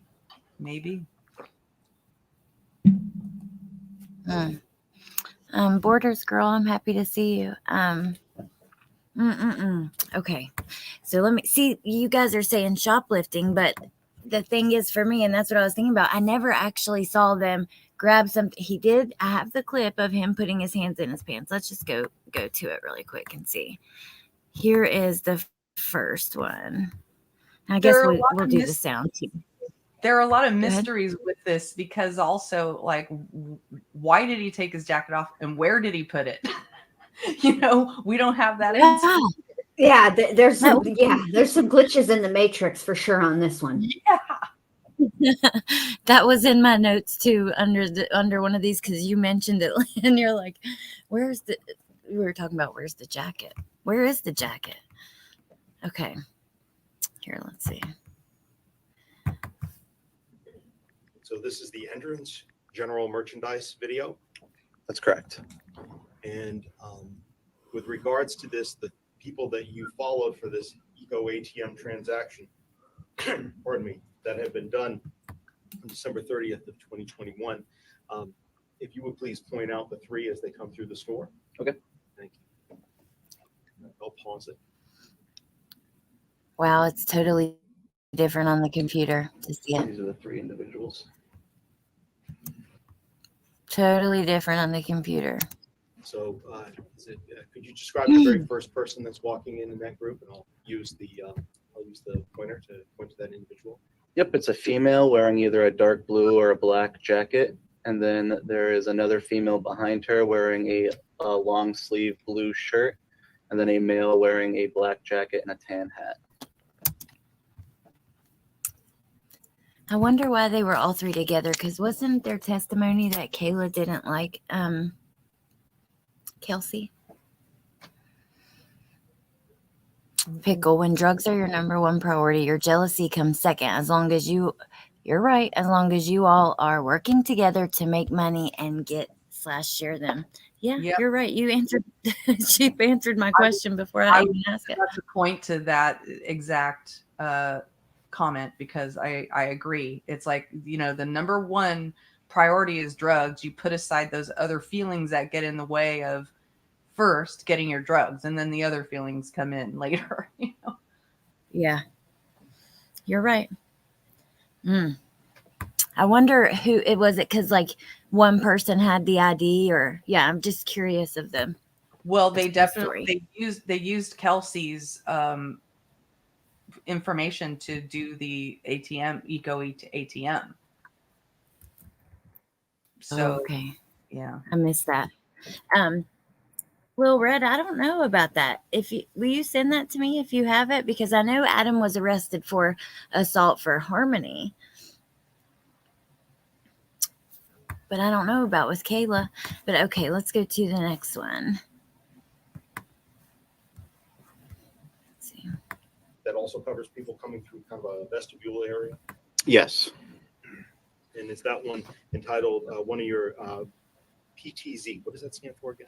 Pan, tilt, zoom. Pan, tilt, zoom. Thank you. Pan, tilt, zoom. Camera number 17 be able to show us more footage of that doorway. Yes. Playing that file. 1355 to 36.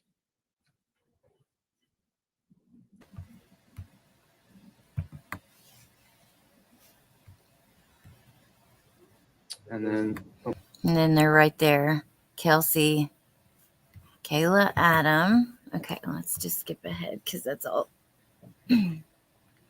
Go to the service desk video that you provided, and referring to track service desk overview monitor again on 12/30 of 2021 from 13. I think this is at the phone place.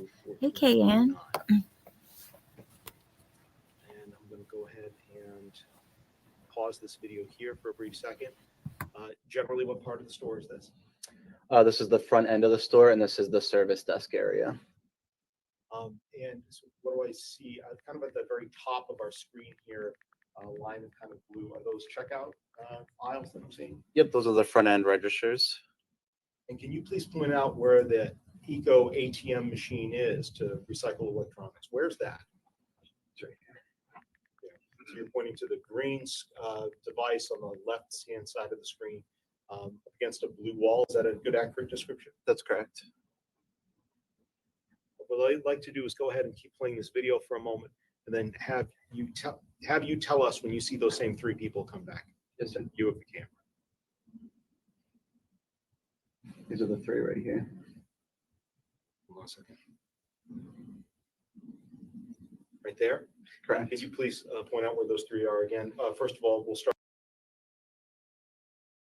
I don't think we need to watch all of that. I'm going to mute it though, because that's what I really want to look at is the makeup aisle.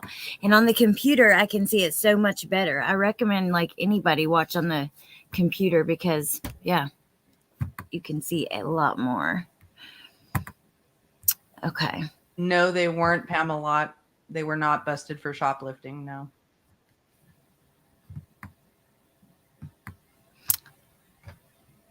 He was wearing that same shirt and something else. Like, yeah, when they found him in the parking lot. Okay.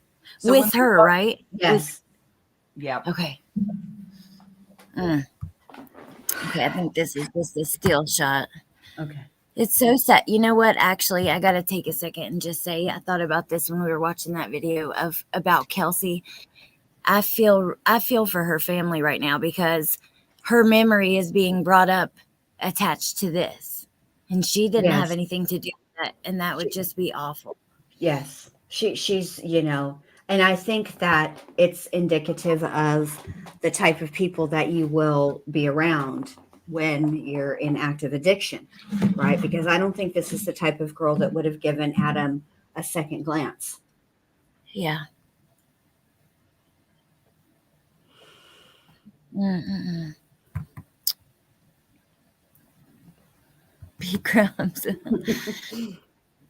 Okay, let's see. I totally agree with you, and it's sad because drugs, that's what they do to you. This girl could have had a bright future, Mm-hmm. I don't know, just sad. A lot of people were damaged in this situation. Mm-hmm. Even, think about it, even the witnesses like that we watched today. Yes. And we talked about that with Gannon's case too. Mm-hmm. It just affected so many people, and it's a ripple effect. It's a ripple effect. It's sad. It's awful. It's so sad. It gives me chills and like I don't know. It's just awful. Very, very sad. Okay, let's see. I think this is. He has something in his hand. What kind of hat is he wearing? It's like a designer label hat, and that I thought that was pretty funny, kind of off-brand for a human It being. looks like bootleg Gucci. Yes. Yeah, or yes. Bootleg Gucci. Funny. Me and my bootleg. That is, it's definitely off brand. I don't know. Just caught me off guard a little bit. Okay. I mean, what is he discussing a skincare routine? What's happening here? I don't know. Good But skin they is a paused. gift. Yeah, it's more like he's trying to convince her what's the best thing to steal. Right. You know? Oh my gosh. Yeah, you're right, Mayla's mom. I agree with that. But I don't, the hat still surprised me. Like it didn't seem to be like his style. But in this clip, they pointed out what he was wearing, basically, just to identify him, I suppose. Is it possible that Kayla has the effing coat? I don't think she walked away with it. Okay. I have that in the clip. I just skipped I mean, over the it coat because the coat didn't just vanish. He's not a he's not a wizard. I heard that they were questioning the person who testified, the detective who testified to this footage said that they never figured out where the coat went. They don't even know. Maybe he dropped it in the Walmart. Yeah. I mean, is that what he's carrying in his hand? Is that his letter from Hogwarts? What's happening here? Well, watch this. This is the one where he puts his hand in his pants, but I didn't actually see Please any. don't make me watch him put his hands in his pants, Allie. Oh my God, you're getting Not blocked like after that. You're blocked. That's it. You're just blocked. BLOKT, blocked. I'll always send her something hilarious, and that's what she'll write back. But no, I didn't see any. Wait, go ahead. I'm sorry. That's actually not a bad thought, Music City Mom. I think he handed the coat off to someone with drugs or merchandise. Ah, I see. It could have been a drop. That's okay, right. Okay. See, Yeah. I'm not familiar with the coat deal. What I am familiar with is the like in downtown Atlanta, watching the money get dropped and then the drugs get dropped, and then two separate people will walk by and pick it up. It's fascinating to me to watch. It's a dead drop. It's called a dead drop. Yeah. I would never, it was just fascinating to me to watch. But yeah. I've only seen that. I mean, Dallas doesn't do it like that, which is where I'm from. Well, I'm from Texas, but North Texas, but downtown Dallas, it's done a little different. And I'd never seen that before. And I remember going to downtown Atlanta and my sister was like, now when we get there, like, just if you see it, you'll know. And I was like, okay, because I'm not uppity like that. I don't care. People do what, I would only ever step in if children were involved. I don't, what adults want to do, I don't get. My name is Paul, and that's between y'all. But when children get involved, then I would step in. Absolutely. If they had kids running for them, then it would be an issue. Yeah. Or if I saw a man at a stoplight swinging and I could see car seats in the back and he was swinging his arms to the back, I would step in. I stepped in at Chuck E. Cheese one time when a man he snatched his wife up and I said, hey, what the fuck are you doing? Well, I was pissed. But, that's me because, I mean, she looked scared. Her kids looked scared. It was not, and it's fucking Chuck E. Cheese. You shouldn't be doing that anywhere. But still. But okay, the jury was driven through. They took that route, right? Mm-hmm. And wasn't the point to show like how busy of a route it was? They were at the clinic. So that just makes that doesn't make very much sense. Right. That's my problem. It's almost like the state put her on there, right? She has this ridiculous sweetheart proffer, right? And it's almost like they don't want to deal with her. They want to convict Adam and they'll deal with her bullshit later. Do you know what I mean? Because why would Yeah. you drive? I mean, unless their point was to show how less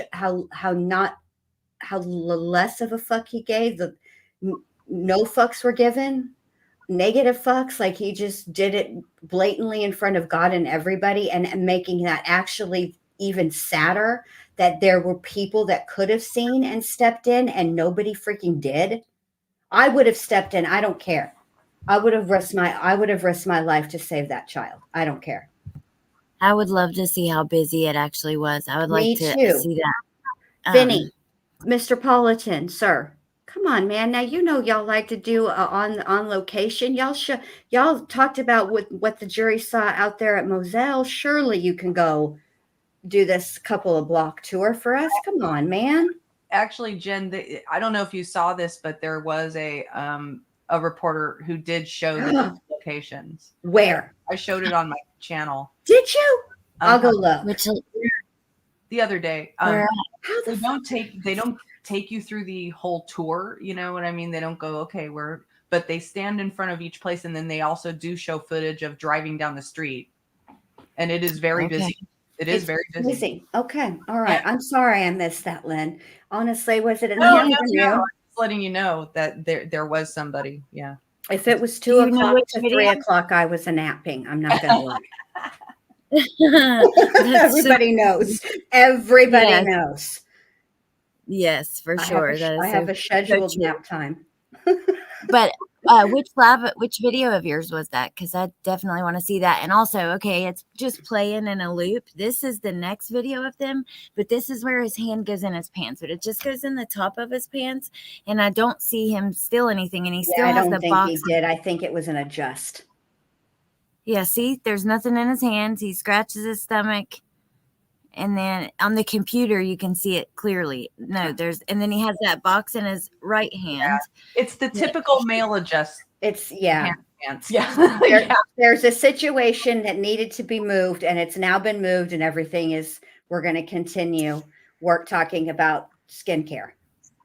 So I don't think they were stealing. I don't think they were either. Huh. And there she is walking out, and there he is. Hold on. He's such a dick. The fact that he walks out ahead of her, that's not gentlemanly at all. And I will say this. When I went to see my sister in Chicago, I am used to the South. And in the South, men open the doors for you. They just do. And I'll never forget this guy. Not only did he not open the door for me, he walked in front of me like a real asshole. And I held the door for him. And then he didn't even say thank you. Jerk. But this is dick behavior right here. Having her walk behind him like that. I don't like that. You're supposed to either walk together or he walks slightly behind the girl so he can watch out for her, watch her back. That's what couples do. I don't want to accidentally show don't accidentally show that picture I sent you of the pants. I bought some pants, you guys, some flare, and they're like ankle flares, so they're super cute. But I wasn't sure about the length, so I had to send a picture to Allie to tell me if they were too long. Oh, I'm not in that account. I use a different account for good because my toes are looking rough, y'all. I need to get a pedicure. I need to do that this weekend. I've seen so many people share their screen and share because this is just like an account. I have another one, and I message myself everything for the lives. But so then I just have it all right here to go through links, pictures, videos, whatever. You know what I mean? Yeah, that's pretty smart, Allie. But I don't want to do it on my main account because it will. Then everybody will see all your business. So, but I don't know, you guys. What do you think at this point? Where are you at with everything? They're going to find him guilty. Now that they've had these witnesses come in that have corroborated, they don't know what we know. That's the thing. The jury doesn't know all of the backstory. They only know what they've been shown in court, which is right. That's how it's supposed to be. So to them, they're hearing all of it, and I do think that they're hearing the pieces that are being corroborated, and I think that they're going to end up finding him guilty. Look at MK. MK is such an instigator. Let's see all the business. No, MK.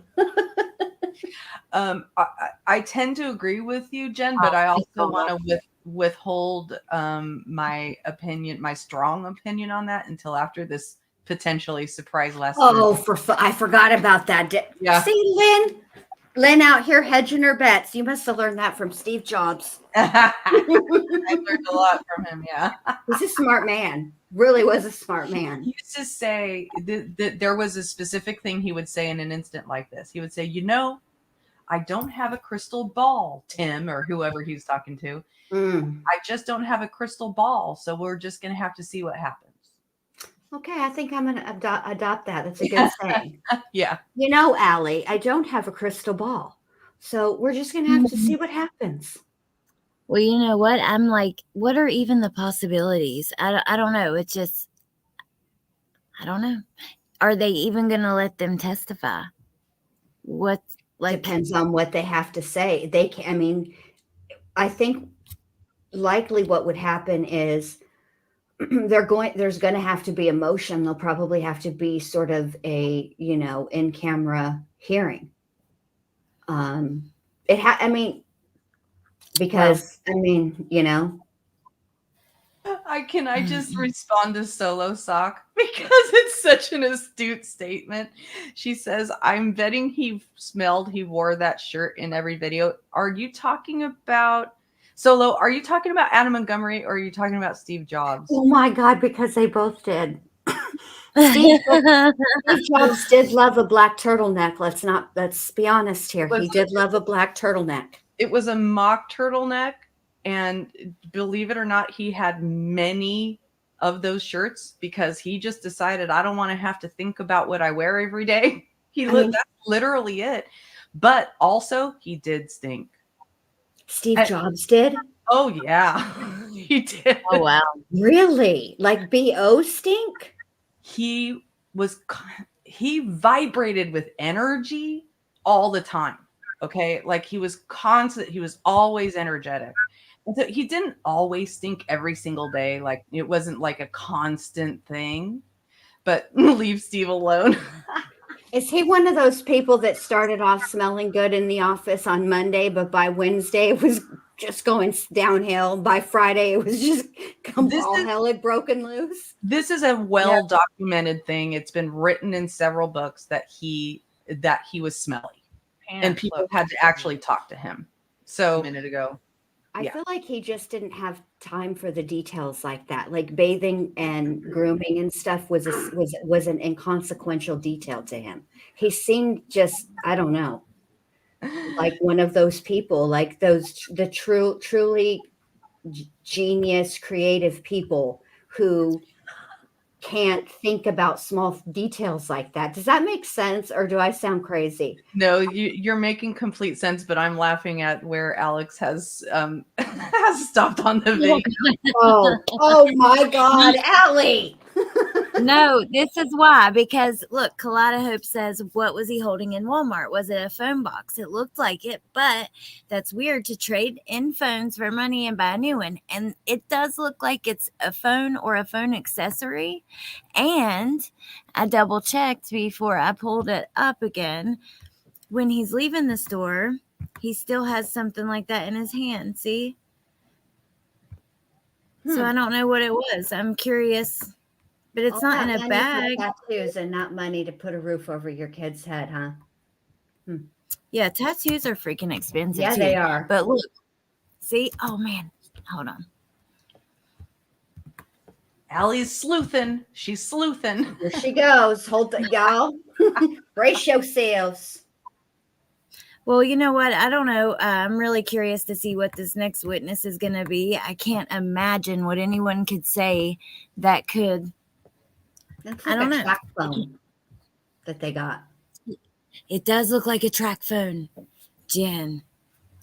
Oh, it does. Riley said, "Did you guys hear they got $1 for the phone?"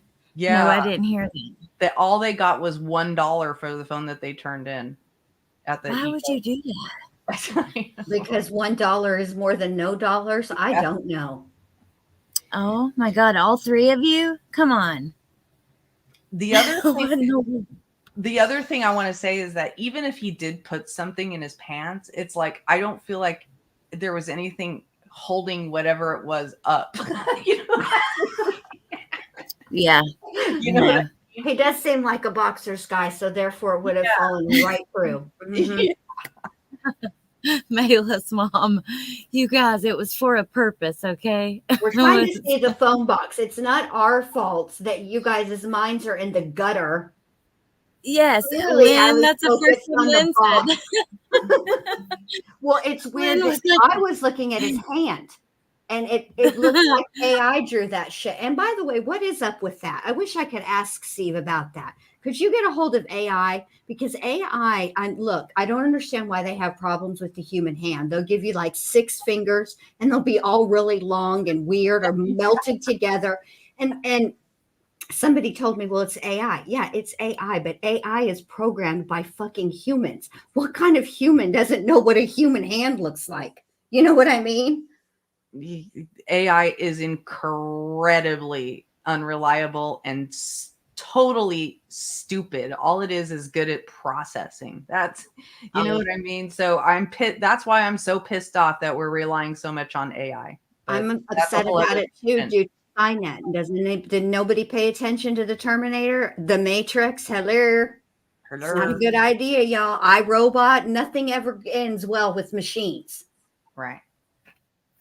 B Crumbs still scarred from Alex Murdaugh's shirtless prison pics. Oh God. Oh my God. Yes. That was crazy. It was crazy. It does look like an oven mitt. It does. Lordy jeez. Well, you guys, where are you? I don't know. Where are you at with everything? I'm wondering how much longer are we going to have? I know how much longer. They're going to be How much done by longer? next week. Into next week, they said. Yep, the judge said that. Mm-hmm. Oh, okay. I missed that. Running ahead of they're running ahead of schedule. Yeah. Of course, that was when she was talking to the jury, and then this whole business with this tip line call in came, and yeah. Mm-mm-mm. Well, Alex, I don't have a crystal ball, so I feel like I do, like, it really threw things for a loop a little bit when the possibility, we don't even know for sure if this witness will come in. Yeah. The defense or both of the parties don't even know if they want to bring this person in yet. So, you know, we just are all kind of hanging in suspense until Tuesday morning, really. Yeah. Which I don't really appreciate, witness. Could you have maybe done this, at a more convenient time so this could have been resolved prior to a holiday weekend? Like that was, Yeah.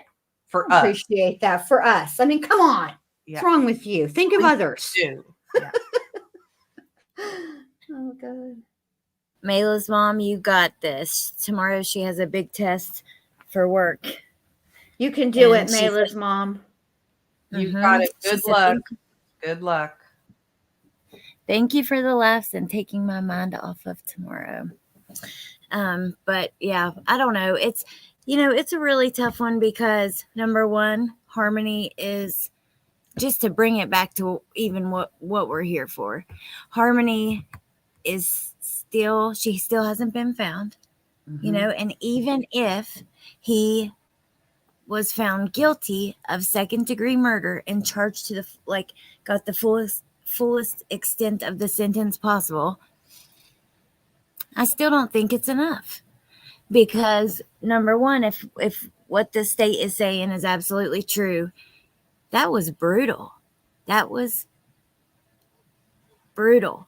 And it wasn't just him. Oh, it just makes me emotional even trying to talk about it. It's not, I don't know. It's never, I just don't. It's never going to be enough, Allie. Look at what Letitia got charged with, right? She got first degree, right? But even though she was found guilty, right? And she's sentenced to life without the possibility of parole. It's hollow because there is nothing that's going to bring Gannon back. There's nothing that's going to bring Harmony back. And we don't know what these two sweet souls would have, their potential. See, this is what pisses me off about when people kill children. What they actually do, yes, they take the child from their families, right? And they rob the families of the milestones and everything that comes along with growing up. But they also rob the world of the child's potential. We don't know what Gannon was going to bring to the world. We don't know what Harmony would have brought to the world. What if Harmony figured out the cure for cancer? Mm-hmm. Or stopped some other horrific disease? Gannon too.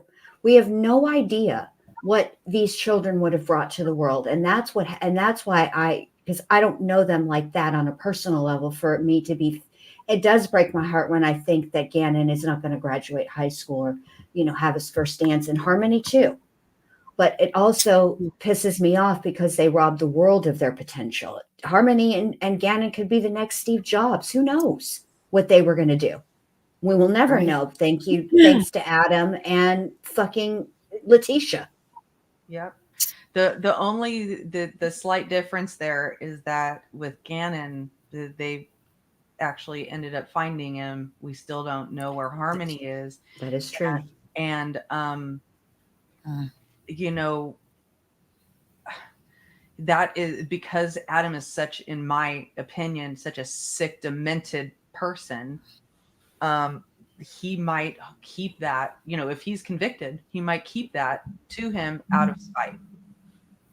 And that's really sad to think about. But look at what Josh Powell did. Mm-hmm. Right? That's an excellent example.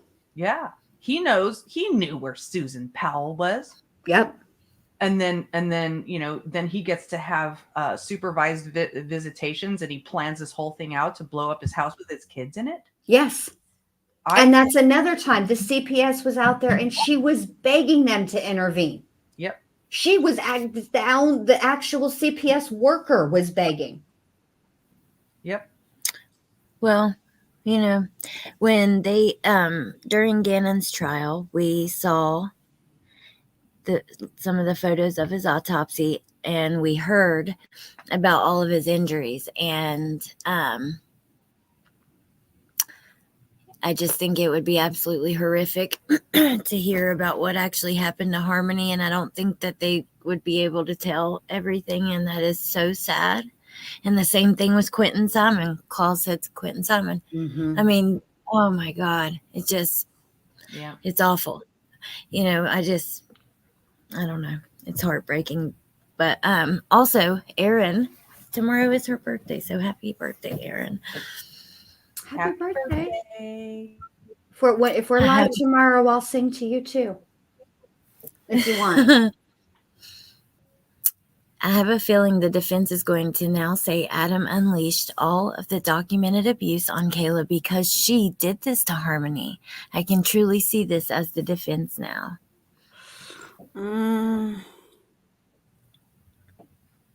That's not the first time I've heard someone say that. I don't think they're going to quite go that far. I think what they're going to highlight is his the testimony about him being despondent and considering self-harm.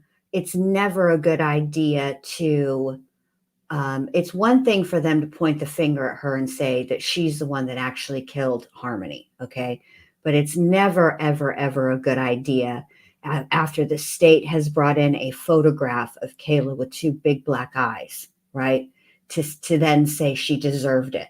Because if he didn't do it in the moment, it'd be different. People would feel some type of way if he walked in on Kayla and Kayla had unalived Harmony, beat the crap out of her, right? It's still wrong, but it would be a little bit different. But when you are saying that she unalived your child, right? You didn't go to police. You did. In fact, you were an asshole to the police. You lied and, all the things, right? And then you beat the crap out of her months later.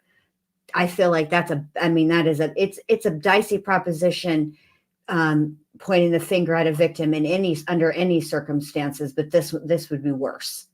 Yeah, it's a dicey door to open. Yeah, Yeah. very dicey. Although, as Steve Jobs says, I don't have a crystal ball. We'll just have to wait and see. I just cannot imagine that being their approach, though. Yeah. Kathy mentions Rose's testimony. She's the one that the driver, with the cell phone incident. A lot Oh, like yes. Happy lot of birthday, people- Wags. a lot of people have been affected, and yeah, it's awful.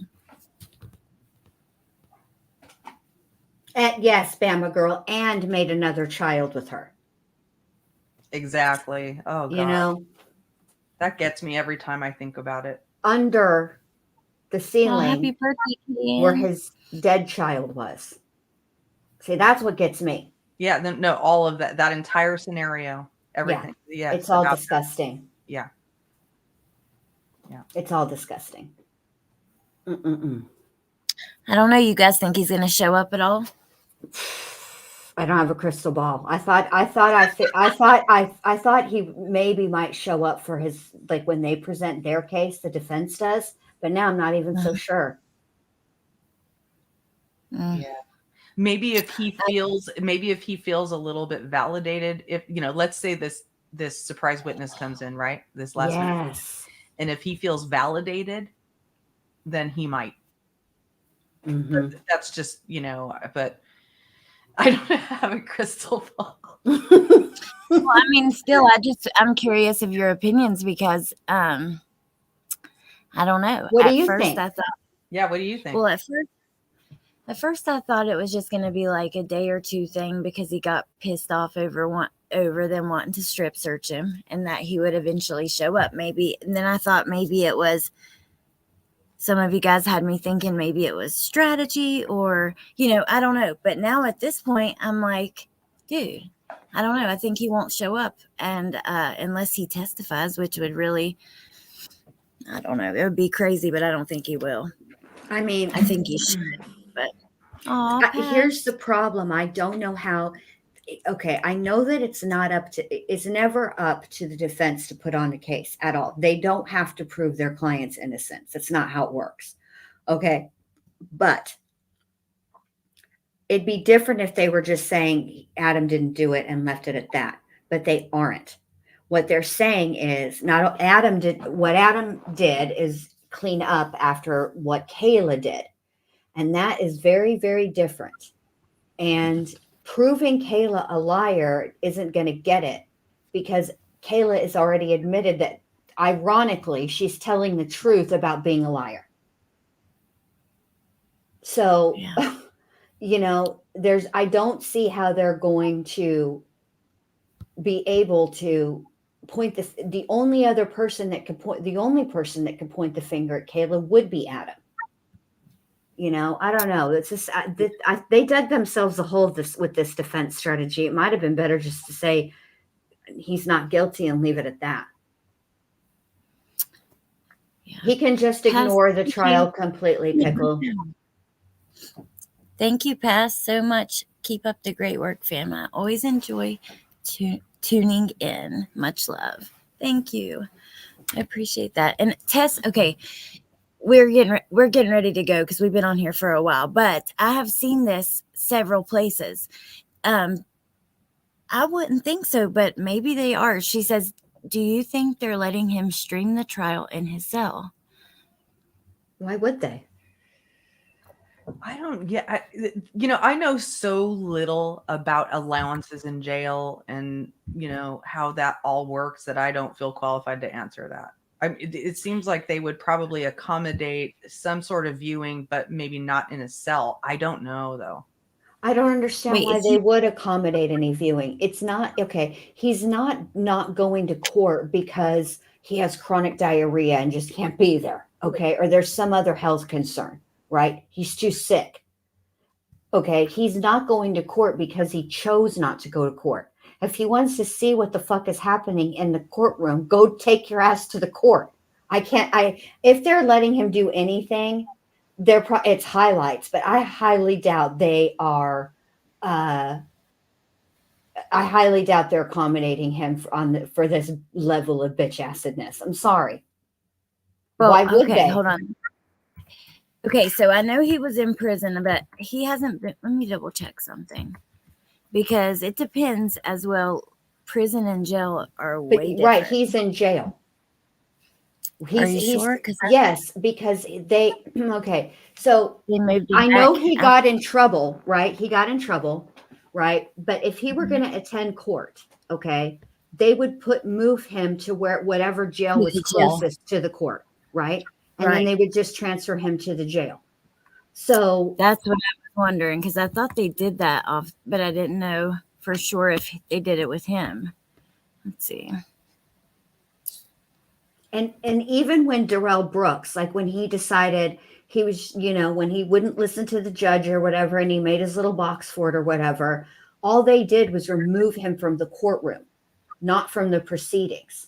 Like they didn't take him back to his cell. They just put him in a room by himself so he could, have some time to think over he needed a timeout.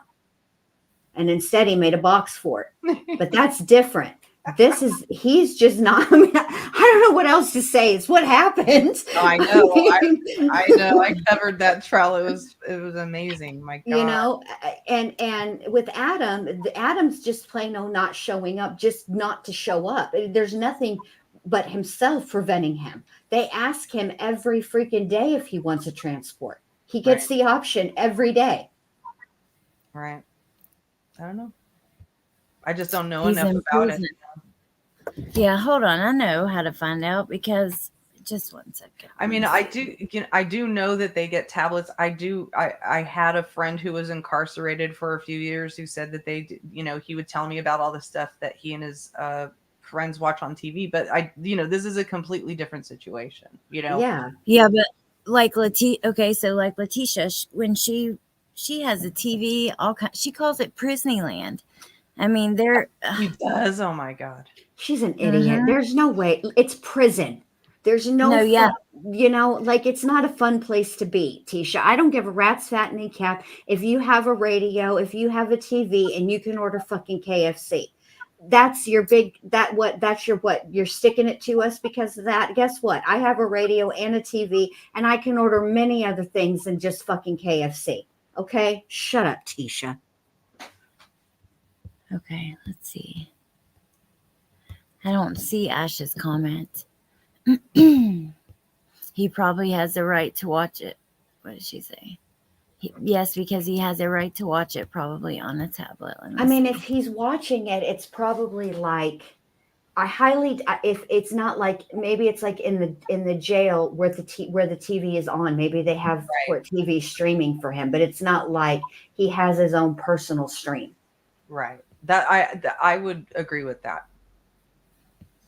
Well, the local news is streaming it. Right. So they're probably showing it. Yeah, I know that they usually move people to jail for court, like they did. Was it Lori Vallow? Mm-hmm. Yeah. But on the Getting Out app, it says that he's in New Hampshire DOC State Prison for Men, NHSPM. And facility info, it says the address is 281 North State Street, Concord, New Hampshire. So I wonder why he's still listed like that there. Because that's where he belongs. He's only being held in the jail for the trial. Okay, that makes sense. It's temporary. It's temporary. So like Lori Vallow. If you look up Lori Vallow, even though she's in Arizona right now in the jail, her actual permanent residence is the Idaho Department of Corrections. That's where her permanent address is. This is just temporary, her being in Arizona. There are inmates on TikTok. There's a whole, oh my gosh. Oh, it's yeah. Absolutely. Oh, yeah. It is crazy. B-Buck, do you work there? Let's see. He is not being housed at the jail. She says that is not true at all. He is not being housed at the jail. Do you work? Oh, well, all I know is on the app, that's what it says. But like you said, it probably would no matter what. So either way. But anyway. I mean, is the prison close to the courthouse? Most of the time, the reason that people are held at so if you're already convicted on a crime, right, and you're serving a prison sentence, but you're up on different new charges, right, and you're going to be, you have court and your trial is coming. Most of the time they will take you out of the prison and bring you to the jail while you await your, while you're going to the trial process. But that's usually because it's out of convenience, because the prison is far away from where the courthouse is. But if it's not far away, then maybe they are, I don't know. I'll find out. B. Crumb says he is watching via a video link and is being housed here, Hillsborough County House of Corrections. Huh. Okay. Interesting. All right, you guys, we've been on here forever, but I so enjoyed talking to you guys about all of this. It's a good way to decompress from watching it all too, because it's heavy. And especially today, like I said, I felt like the witnesses today were, I don't know, they just got they were more impactful than anyone else really so far in the last day or two, really. Some of these people that, had, like we said, had nothing to lose or win or whatever, nothing Allie, to gain from. We can find out right now where he's being held. Where is that paperwork from the write-up when he threw his tantrum about the strip search? It'll tell us right there where that took place. Oh, okay. I've got it. I just thought of that. Sorry, I did not mean to interrupt your goodbyes, and you're always so good at recapping and stuff, and my brain just hit my brain. And we can figure out right from that. Well, I'm getting tired, and I'm like, I know. I'm starting to probably. I mean, we don't have to do it right now. We don't have to do it right now. But what I will say is this: I will say that if the argument is that he must be at the prison because the jail is only 4.6 miles away and they require 2 hours notice, I don't know that it's 2 hours notice because it takes 2 hours to drive there. I think it takes 2 hours notice because they can't. It's not like me or you, right? Okay, I'm looking at it right now, so I can read it to you. All right, what does it say? Okay, perfect. On February 7, 2024, at approximately 0700 hours, Deputy Joshua Toms and I were dressed in the uniform of the day and assigned to transport the following subject from the NH State Prison Secured Housing Unit to the Hillsborough County Superior Court, Northern District. Well, there we go. Okay. Case closed. He's in the prison. So, yeah. Wow, that app is actually accurate. That's surprising, but Thank you very much for having me, Allie. I really appreciate it. Great discussion. And it was. I really appreciate you guys. Thank you. And sorry to interrupt you. You always have the best discussions on your channel, and I always appreciate your support as well. So thank you very much. Well, thank you for coming and sharing your beautiful brain with us, and you too, Jen, because I just appreciate you guys so much. Enjoy the discussions and appreciate your channels too. Thank you for streaming the trial. Jen, thank you for what you do and when you stream the trial and your live streams. And I just appreciate you guys so much. So thank you. And I enjoyed it. And the chat. You guys are awesome. I can't get over it. Yeah, this is a good live, and I'm glad now we know. We finally settled on it, and Adam is at the prison where his ass belongs. Wow. Where he belongs for a long, long time already. Yep. And maybe that's the point. Maybe if he if he decided to attend trial, would he have to be moved from the prison every day? Maybe that's why he's not attending. Not because he doesn't want to. Maybe if they decide that he is going to attend every day, maybe they will house him in the jail. And jail is rougher than prison. Well, look what P. Bob Boop says. He refused the strip search per his words, which is necessary for him to be transferred from prison custody to jail custody. So that makes sense. But anyways, now we could just get him under the prison. I know. You guys are just awesome. Thank you for everything. Sorry, Jen. Go ahead. Y'all like to put people under the prison too quick. Let them wait it out. Let them be in prison. Prison ain't no fun, especially with those charges. And I'm going to leave it at that. I'd rather have the uncomfortableness, as it were, drawn out for a long period of time than it to be over quickly. Yeah, for sure. All right, you guys. Well, thank you so much. And if you guys haven't checked out their channels, please check them out. I think you would enjoy it so much. And something to talk about went live 30 minutes ago. Is that what you're saying? Will you drop the link, B Crumbs? Pretty please. And then, yeah, everybody, thank you so much for being here. And I hope you have a great night. Thank you for everything. And I'll talk to you soon. Bye. Bye. Bye.